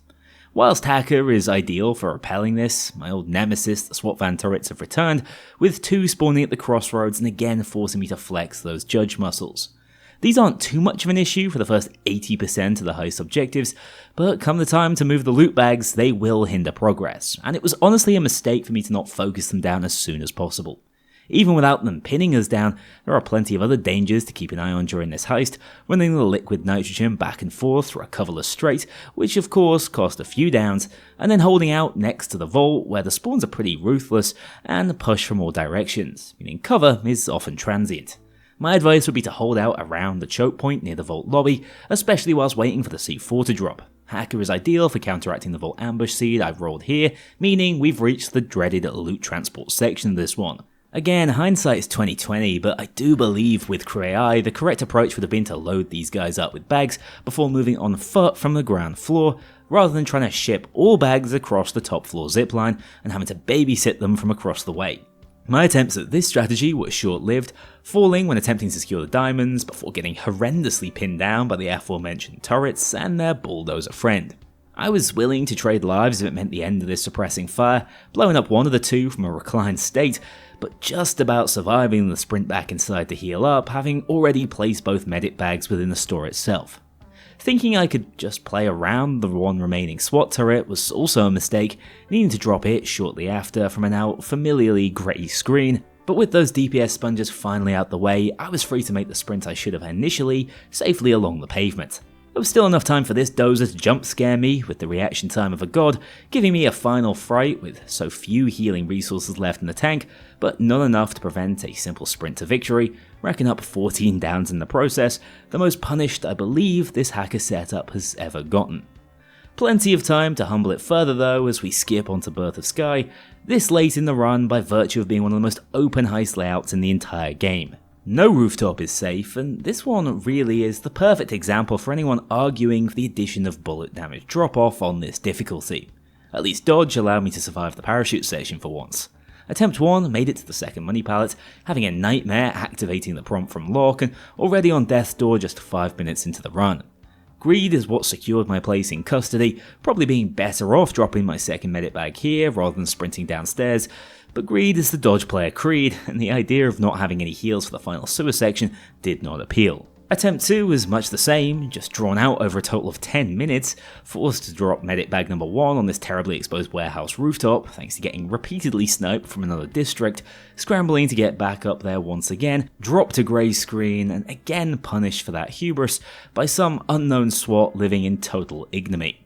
I'm running Hacker simply for the ambush at the escape, but if I had my time again, I'd probably choose to run Copycat instead, if just to gamble on armor-gating rather than dodge, or maybe Stoic, more on that later though. Attempt 3 was still fraught with a fair few cross-map downs, but after rolling into the scattered pallet I know best around the gas station, I knew this should be the one. Of course, if you end up with the one on the warehouse roof or even the main road, good luck with the rooftop pressure. The main tip I can give here is to learn where the flare spawns are for each pallet location. For example, you can land on this roof early on and finish out in the open almost immediately to just hide inside for the chopper's arrival. Snipers ironically aren't a huge issue for us, bearing in mind they barely do more damage than the heavies and shoot a hell of a lot slower, meaning at least this one doesn't spike up in difficulty until the SWAT vans roll in, blasting this one back into its shell with my judge before absolutely obliterating the cops waiting in ambush down in the sewers. I was actually gutted to only see one schooldozer down here after I brought this DPS build purely for a bit of catharsis after all the challenge runs these randomly spawning arseholes had ruined in the past. Instead, I just played myself, making life topside much harder for zero payoff. Oh well, Heat Street next, and a return to Copycat for its more mid-range specialization and that ability to gate the monster damage taken by beat cops around the first dreaded bend. At the crash site, I was again greeted by a SWAT van, as these things seem to absolutely plague the death sentence difficulty, but here's another strategy for if you're not packing the judge, as if you're accurate enough to hit the weak point, you can wallbang it with your 5.7 from comparative safety, at least enough to force it to back off. Burning out Matt is just a matter of time, and like on Alesso, I'm a relative veteran of the holdout mode, meaning this never felt too pressurized, especially with a medic bag asset nearby, using the healing it provides to finally finish off the SWAT van, opening up a path to escort Matt without needing to permanently use him as a bullet sponge. I expected the escort section to be slightly harder, and I suppose your mileage probably will vary depending on where the SWAT vans spawn, but for once it looks like we've paid our dues already at the crash site, meaning we get a clear route to follow all the way up to the clearing around the second bend. Here's where the turret was lying in wait, needing to finally drop some health to recover, but as with the other clear the area objectives, if you have decent timing around the assault wave and the DPS to rapidly deal with stragglers, the trigger can proc slightly prematurely, with Bile coming in within 30 seconds of the prompt, a nice bonus of moving up the road uninterrupted, not allowing the spawns to really congregate up here. Just 12 heists remaining now, but I know how difficult Slaughterhouse can be, which is why I'm introducing the fourth and final build to this run. Probably my most generic, but also the one I have far and away the most experience with, ICTV Stoic. This is as tanky as you can get on Death Sentence outside of the brief windows offered by the likes of Kingpin or Leech. And if you're truly struggling on this difficulty and want a closer approximation of Deathwish gameplay, this is absolutely the deck to learn. It's not very fashionable anymore, but Stoic to me at least remains as the best crutch for finding a way to clear the game's toughest heists. Using up my throwable slot for a canteen is always a trade-off I'll take, but needing to swap out medic bags for FAKs to remain healthy is a painful choice. In this case, after two major slip-ups, getting back in the saddle in terms of gauging damage I can take, I decided to just reset and switch over to a more consistent secondary in the form of the Compact GL, as sometimes you need those instant multi-kills to reset the hip flash charge, which Dragon's Breath's Dot just does not provide. The build now refined to be even more generic, this second run on the always tricky Slaughterhouse was off to a better start, defending the drill from behind this conveyor belt and remembering to locate the keycard upstairs to shut off this spawn entrance, which can be a tricky choke point for the player. Now the only other issue this build has, despite front-loading damage with the best LMG in the game, the KSP, is comparative DPS, without access to things like crits, berserker, or even something more weapon specific like trigger happy or overkill. That means the fixed spawns when moving the loot down the tunnel towards the delivery yard were hard work, but at least with the damage resistance this deck offers, you can often just trade into even minigun doses up close and personal and still come off healthier than you started. Anyway, once out in the open, you can see why I chose this setup, trading into the many sniper spawns that plague this heist from all angles, meaning even with perfect knowledge, you're likely to catch some stray bullets. Being able to shrug off that damage is priceless, let alone the return fire, as without damage skills, we've instead been able to specialise in handling, meaning despite not being able to ADS with LMGs, this thing is surprisingly a laser beam. That switch over to the Compact 40 is also looking smarter than I initially realised, as it can two-shot this turret shield, enabling me to drop it for good whilst returning with the final 2 bags of gold about 16 minutes into this one. This is play smarter, not better at its finest, relaying the last 2 bags to pick up a second gas can and set up the trap, where just like on Panic Room, the dominant strategy is to simply return to the sanctity of the Slaughterhouse itself, as the cops have no way to stop this objective from completing itself. For the second crane section, I did return to the Great Outdoors, where unlike my other builds, I can take the odd stray bullet from spawns up on the surrounding boxes without taking permanent damage, and on the few occasions I do hit the floor, I always have the 2 charges of pre-placed medic bag to keep on trucking. Going down more than 5 times with Stoic is hard work, even for me. The escape can get a little hectic on this one, but nothing too impactful caught me on my way out through the gauntlet, absolutely vindicating my decision to go back to my Stoic safety blanket. But Green Bridge up next does not intend to go so quietly. Attempt 1 was absolutely swatted away, with the lack of cover during the soaring section on the bridge resulting in an absolute bloodbath, forced to regret being stingy on the FAKs by flying into custody just 3 minutes in on my scramble back to the pre-placed asset. Attempt 2 was an almost exact carbon copy, barely making it to the 3-minute mark this time, after expending everything I had trying to rescue Jiro at the same time as Sydney hit the deck. If your crew AI is getting dropped even on Death Sentence, you know something is probably not right, with the sheer mounting DPS we're facing down simply too much to handle, falling for good 2 seconds faster than Attempt 1. On reflection, I actually think committing to Stoic was a mistake here. I would have been better off with a higher kill per minute build, at least in the early moments of this one, as those sides of the bridge spawns are a problem once they split up and get amongst this heist many cars, but when lined up like this, are just crying out for the most satisfying graze of your life. The trade-off there would have come in the second half of this one, so we just persevere with what we've got. Normally, I'll only open the front 3 police cars as they're the easiest to defend simultaneously, and the shortest walk for Kazuo to take, but for some reason on Attempt 3, the one at the end of the bridge cried out to me, actually rolling that 25% chance to be the one holding him, and saving me a lot of grief fixing sores to start progressing down the bridge. A lull on the assault wave got us halfway there, before we had to fight tooth and nail to get the Yakuza inside the scaffolding and tied up. Although this is where I expected to be overwhelmed, this sort of scenario is Stoick's ideal one to be in, with plenty of lighter weight units spawning in to keep the flask topped up, and just about enough range to deal with the neighbouring snipers. Even so, I marched through my meds, but wasn't truly overwhelmed until about 11 minutes in, after the first pass had missed the pickup, forcing me to backtrack and heal up before the final push. Just hold at this rear staircase, by the way, if you want my advice. You can generally filter the guys coming from below, and those who spawn over the railings have a nightmare finding an angle to shoot down on you. This final waddle down to the escape, bearing in mind I'm stuck in an ICTV, was anything but comfortable, needing to guzzle up all 3 remaining FAKs in my possession just to stay on my feet. Such was the mounting damage pressure from the fixed Skulldozer spawns and persistent chopper turret preventing Stoick from activating passively. But in this instance, 3 was the magic number, validating my decision to just run to the exit as we make it out of this one with just a couple of downs, albeit at the 3rd bite of the cherry. These sprawling, complex heists don't stop there either, with Meltdown also held back for a time when I was confident I could tank a few sniper rounds to the cranium. In truth though, at least compared to the missions neighbouring it, I think I probably overestimated this one, as Stoick makes the trip outside the Shadow Raid warehouse feel relatively risk-free. Learning you can safely stack the warheads on the forklift, regardless of them not officially counting as carried, was game-changing for me all those years ago, meaning we can get them all to the muscle cart at once, at which point it's just a matter of rally driving your way to and from the train, bearing in mind the cops will not pick up the nukes willingly. Never in much danger, this is a heist you can definitely practice on lower difficulties and take that knowledge into a straightforward DSOD clear, going downless thanks to Stoick. The bomb dockyard is up next, the comparatively pleasant one of Butcher's nightmare bomb jobs, but still a mission that requires you to take a fair few risks out in the open to get done. Pre-planning wise, I recommend a few assets to speed this along, and the chopper escape, as that's the best of both worlds in terms of cost and bag carrying duration, especially with the crew around to help out.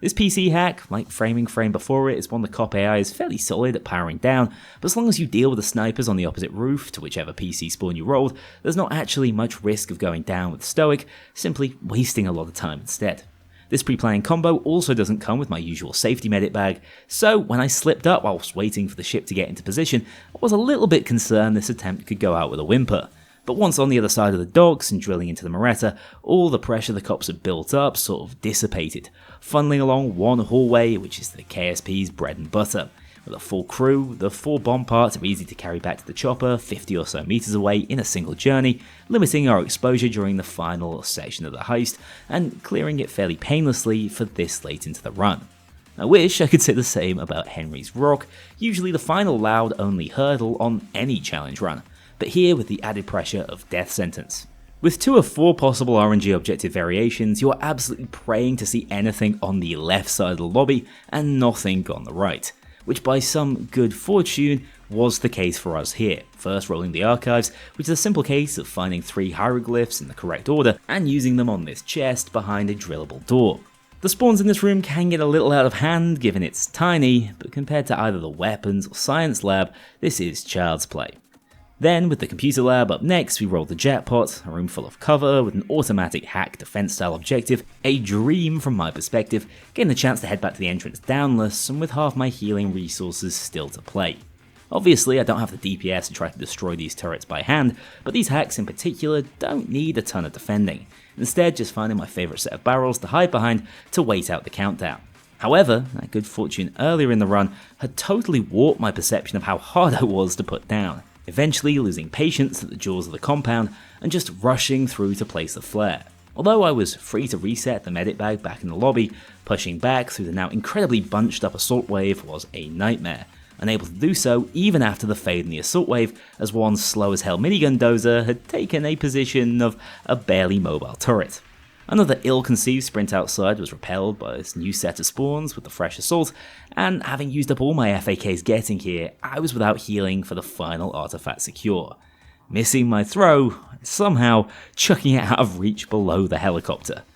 For just the second time in this run, I've gone into custody, but on a heist as difficult as Henry's Rock, you can be damn sure I'm waiting this one out, with the crew AI returning to where the remaining hostages were taken back in the computer lab, and easily holding back the wave as I should have done earlier.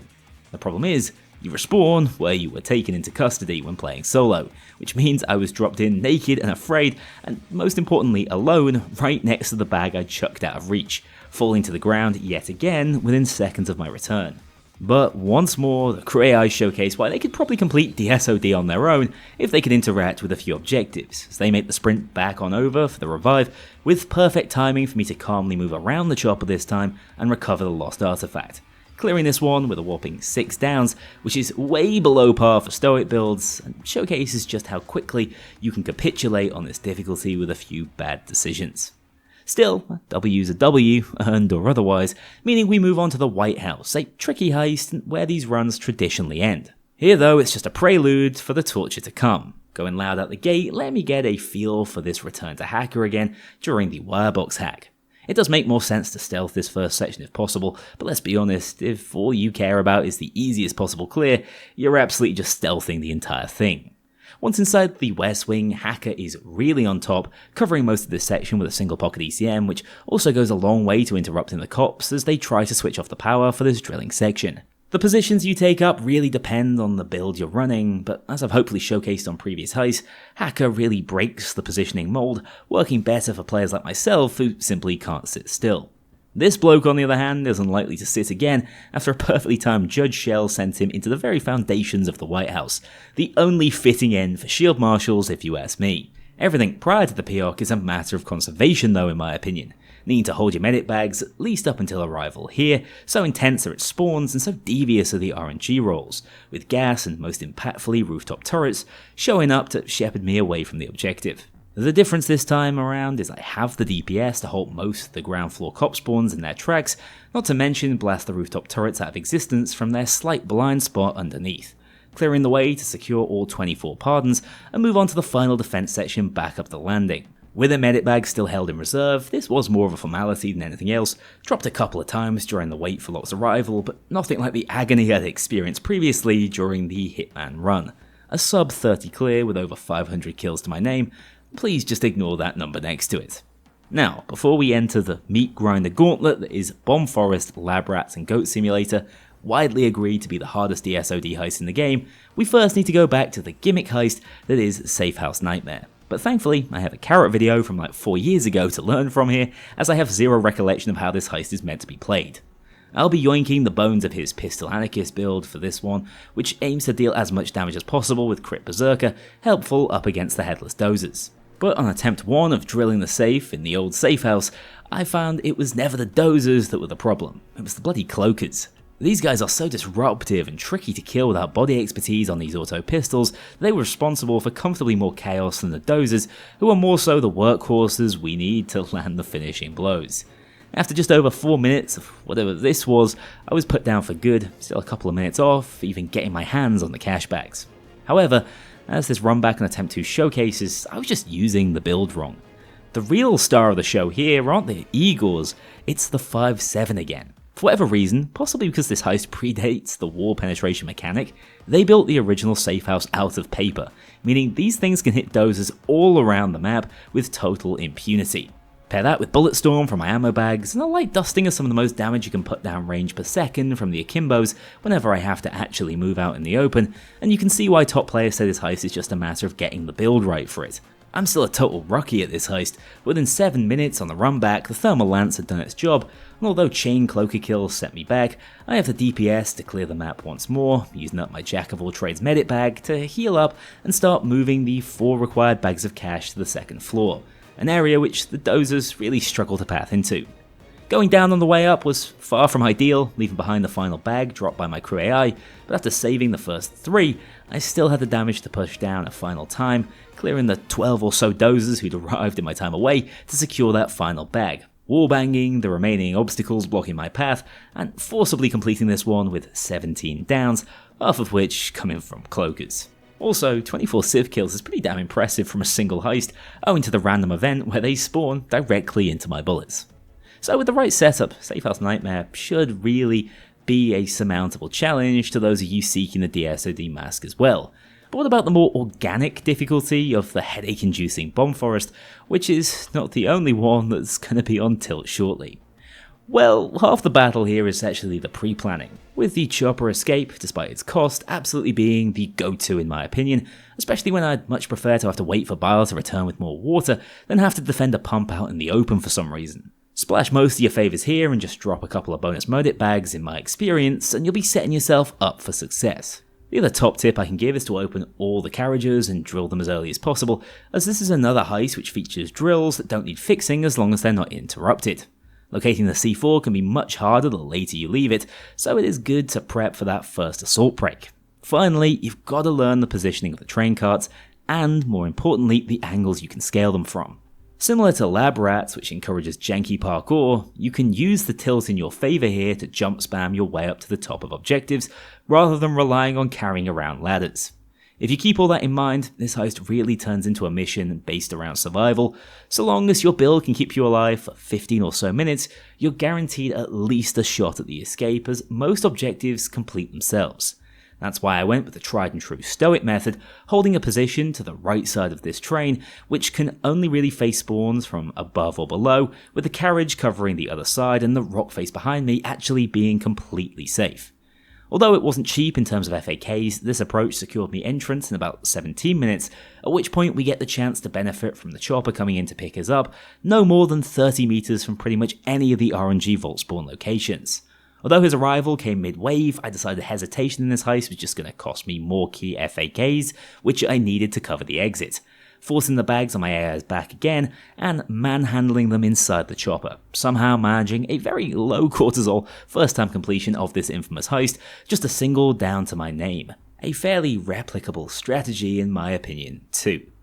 Lab Rats, on the other hand, is a total crapshoot. There's a ton of nuance to this one, and I really do recommend you watch this old KevKill video on the topic, as some of these tricks, if pulled off correctly, can be life-changing. But you do also need the skills to emulate them, which I don't always have. The number of false starts on this one is torture, not helped by my tendency, even with a slow, lumbering stoic build, to fall off the game's many tightropes. Cutting to the chase here, after a painful 30 minutes, I only managed to complete 2 of the ingredients before using up all my medit bag charges and going down to the relentless spawns next to the edge of the map. That was attempt 1 of many though, with 2 lasting 20 whole minutes and making it all the way to the escape, where I made the mistake of trying to heal through fatal damage on the zipline, which isn't actually possible. Had I taken a swig a second earlier, I might have genuinely survived this one and made it out, but it sadly wasn't to be. This is also why I recommend, if you can afford to, place down FAKs at the top of these ziplines, as they will auto-revive you no matter how much excess damage you've tanked.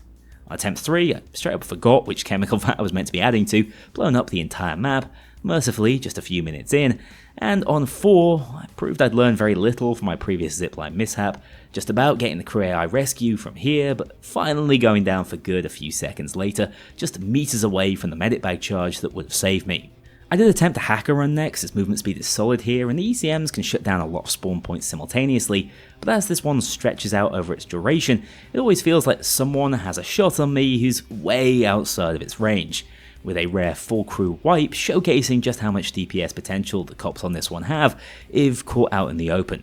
Not giving in though, those medit bag charges are key in my opinion, so we run this back one final time with the Akimbo SMGs, with Hacker even affecting the headless dozers, which yes, makes zero sense, but I preferred the feeling of being able to return damage rather than just needing to stay alive. The strategy I'm employing is fairly straightforward. The blue and green bags need to go up top when possible, but at the very least we want the cops to carry them over to the far side away from spawn when given the chance. As for the muriatic acid, the red bag, which is also the hardest to secure, you want to chuck those as close to the spawn side as possible, as that's just a short climb up the test tube to its correct location. Once you get the idea of overall bag placement, this one starts to come together. You find yourself finishing up an ingredient almost as soon as it's called for, rather than struggling to get one bag at a time back and forth. Also, the sooner you learn you can simply jump throw the MU over its conical flask and it will be considered secure, the less time you need to spend pulling your hair out, because Wolf's bad at basketball. With Hacker and Dodge especially taking these ziplines much safer than Stoic seem to be, and only a couple of disastrous slips off the top level rescued by AI, this one genuinely isn't too bad. Keep in mind you can leap on any of these soft pillowy surfaces without taking full damage, which is an unexplained, unique mechanic to this heist. Oh, and watch out for spiders. They can do actual damage if you get too close, although it didn't seem to really scale with difficulty. Finally, once the cut's complete, you just need to initially blast the meth into chunks with an explosive weapon like the HE Judge if possible, and then toss that directly off the table, remembering not to die on a zipline, back to the flare to call in bile, at which point this heist is all but in the bag, as the pursuing cops rarely have the time or pathing logic to contest you up here. Genuinely, Kev's video on this heist was a game changer for me, as Carrot's was on Safe House Nightmare, one of the toughest for sure, but one where heist knowledge makes a world of difference beyond just player skill. But that's enough beating around the bush. Both of these heists are comparatively easy when sat next to the dreaded Goat Simulator heist, the final boss of Death Sentence 1 Down. And it isn't the notorious sniper fest of day one that gives it that title, but so many players get stuck here, they assume that is the case. Stoic is the great leveler for this day, as it totally nullifies the cross-map sniper threat that most builds simply can't hang with. It also helps when, like other wide-open massive heists such as Birth of Sky, you start getting clipped by some fella who makes up about 3 pixels on your screen. Cast strategy is also key, with most goats needing to be dragged hundreds of meters, which is why you're going to want some speed, especially when packing the ICTV. Finally, you've got to learn the potential goat spawns. My understanding is they effectively spread them out with every seed, so you can just comb every section of the map and find some success, but knowing exactly the sorts of zones and objectives you need to prioritize first is going to be key when planning out the heist. I like to grab the ones near spawn first where possible, especially goats like this fellow who just sit out to the side and kick you in the face when approached from the rear. Those 6 or 7 will likely take you to the first assault break and sniper arrival, at which point popping into the flaming building is always a nice refuge, with no specific spawns here, meaning you can take the SWATs for a ride really. As far as I know, there's always at least one goat within this building, so you can't really miss it.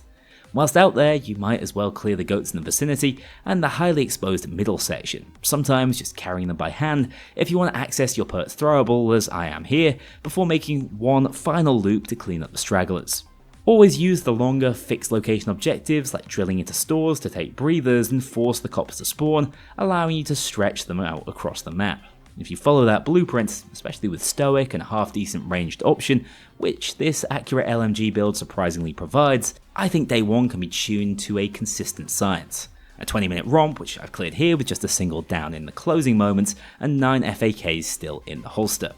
When day 2 rolls around though, you're on your bloody own. I have no idea what works on this absolute free-for-all at the barn. The gangsters that hit you first are bad enough, but for the copycat build I've returned to, when the SWAT start rolling in, this is hell on earth. My usual approach is to allow the goats to be taken out of the barn, but the issue is, depending on where your cage assembly point is, you're at the mercy of the sickest RNG rolls in the game. I recommend you hang on to at least one goat to allow you to send the balloon up on demand and effectively just re-roll the spawn. Easier said than done though, as every reset comes with its own drain on resources, and each trip to grab the goats comes at a cost. This rear spawn is okay, and if you've held onto your goats it's actually ideal, which of course I didn't do on this attempt, finally calling it a day 10 minutes in, as I failed to make it back to my medit bag. On attempt 2 I switched back to the old faithful Stoic, but this time rolled into the bridge cage, the worst possible spawn for us. Not only is it poorly covered, unlike the hayfield, it's also nowhere near the goats. Still, I secured this first set of 4, only to be blessed with the exact same horrible objective spawn again, just deciding this one was too far gone with no more medit bag charges remaining. Better call it early than fail at the bridge. But that's not the end of the heartache for us here, as despite holding on to the goats this time around, of course the game deigned to give me the bridge cage spawn again, securing the set, but as though it was taunting me, by the time the next parts were dropped and could be assembled next to the barn, all the goats had been reclaimed whilst I was distracted defending the bridge. The task of bringing 11 of the suckers back to the hay bales was too much, instead trying my luck again with the reroll, going for far more miserable at this rate, but with another terrible bridge spawn sealing this one's fate, totally overplaying down the river and punished for my unwillingness to drop an FAK, although this one might have been a mercy really. Attempt 4 was the one at last, at least as far as the farm section was concerned, going out my way to make sure all the goats were held behind the barn, only to then finally roll onto the roadside assembly point, simply the only location you should ever want to move the goats from.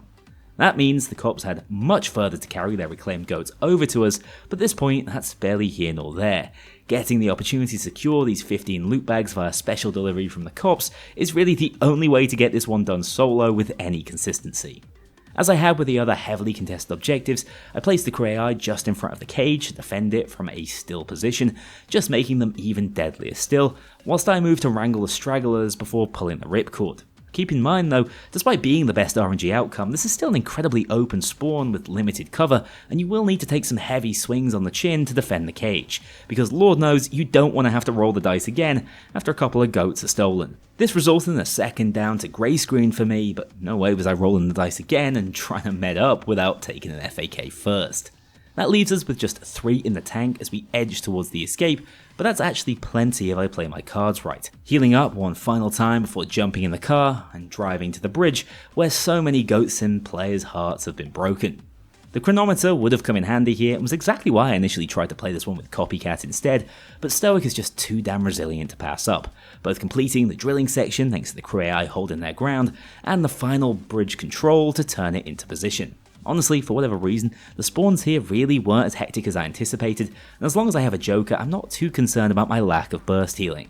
After 20 minutes of this attempt, but over an hour's painstaking struggle in reality, this was it. The bridge turned, leaving me one last open road to drive down, with these fixed spawns standing in our way, not even dealing heavy SWAT damage, so barely even grazing my ICTV. Assumedly at 99% blood alcohol content at this point thanks to Stoic. And there you go, achievements for beating everything on normal, hard, very hard, mayhem, and that's it. Well, you might have picked up on it by now, but my grand finale on Goat Sim has been ruined by my lack of due diligence. I still need to complete more Crasher for Vlad, Train Heist for Bane, and the Yacht Heist, a stealth-only experience I completely forgot during the start of this run, hours ago at this point. But that's not going to ruin my day after getting past those 3 heists, with more Crasher up first, a mission I had put off due to my lack of throwable slots when running Hacker. Now I can just chuck 3 Semtex grenades into a few stores and virtually complete the destruction part of this one without batting an eyelid. Of course on Death Sentence the chopper takes about double the time to arrive,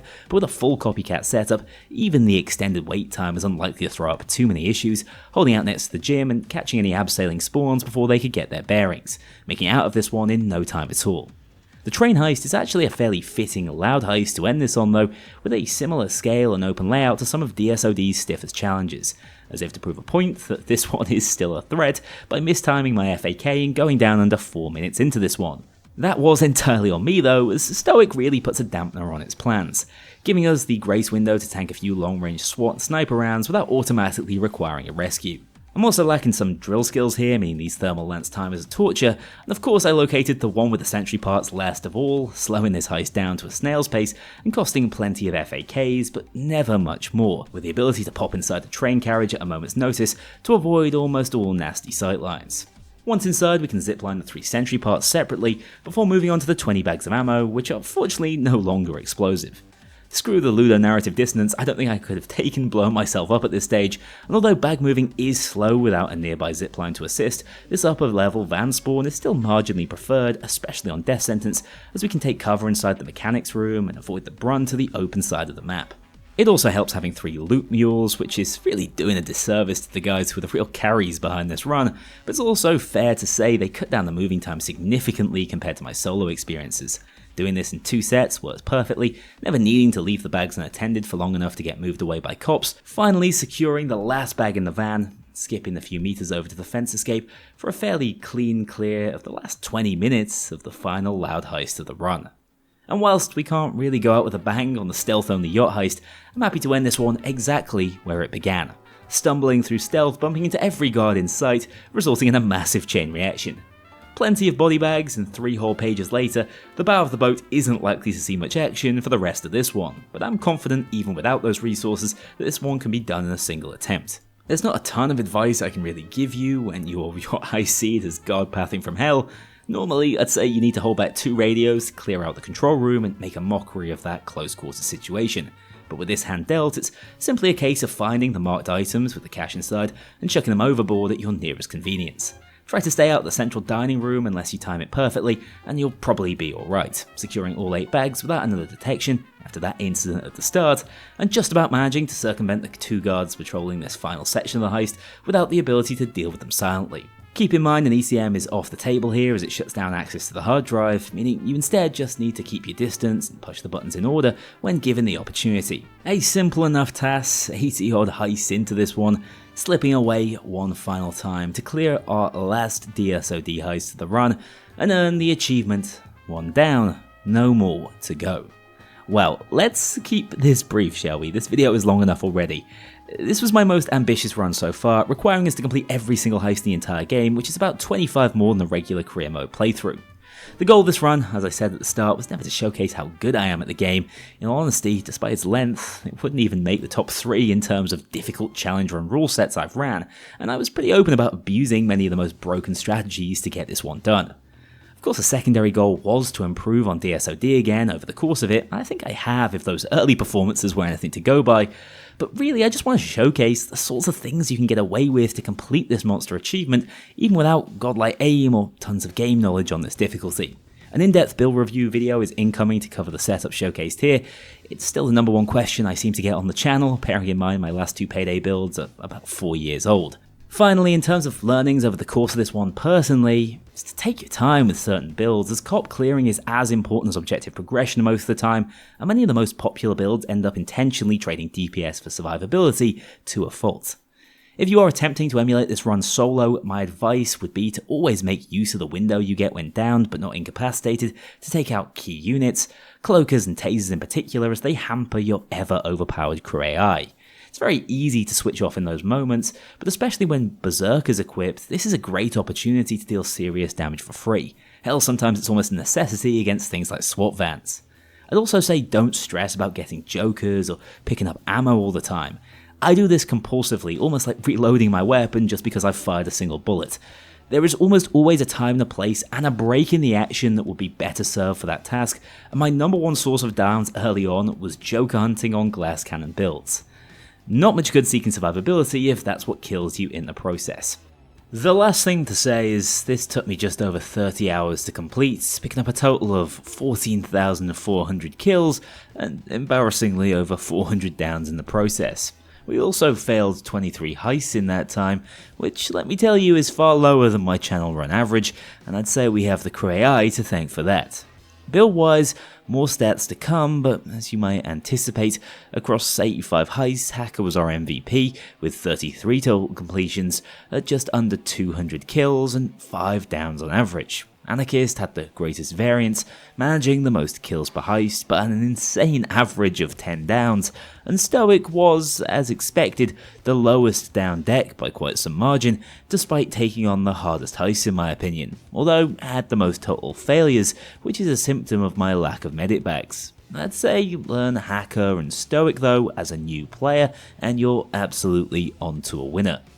I truly hope you've enjoyed this video guys, and the new things I've tried to do with it to keep things fresh. Please let me know if you did, and if you're keen to emulate this run, but don't have a machine to do so on, my Apex Gaming PCs are still available from the link down in the description. If you hung on this long, thank you so much, it's a pleasure making videos for you, and do stay tuned for the full breakdown of the builds showcased across this run. July is over, so Payday news is back on the table. Excited to see what the final third of the year has to offer us this time around. Take care, have a great weekend, and I'll see you very soon.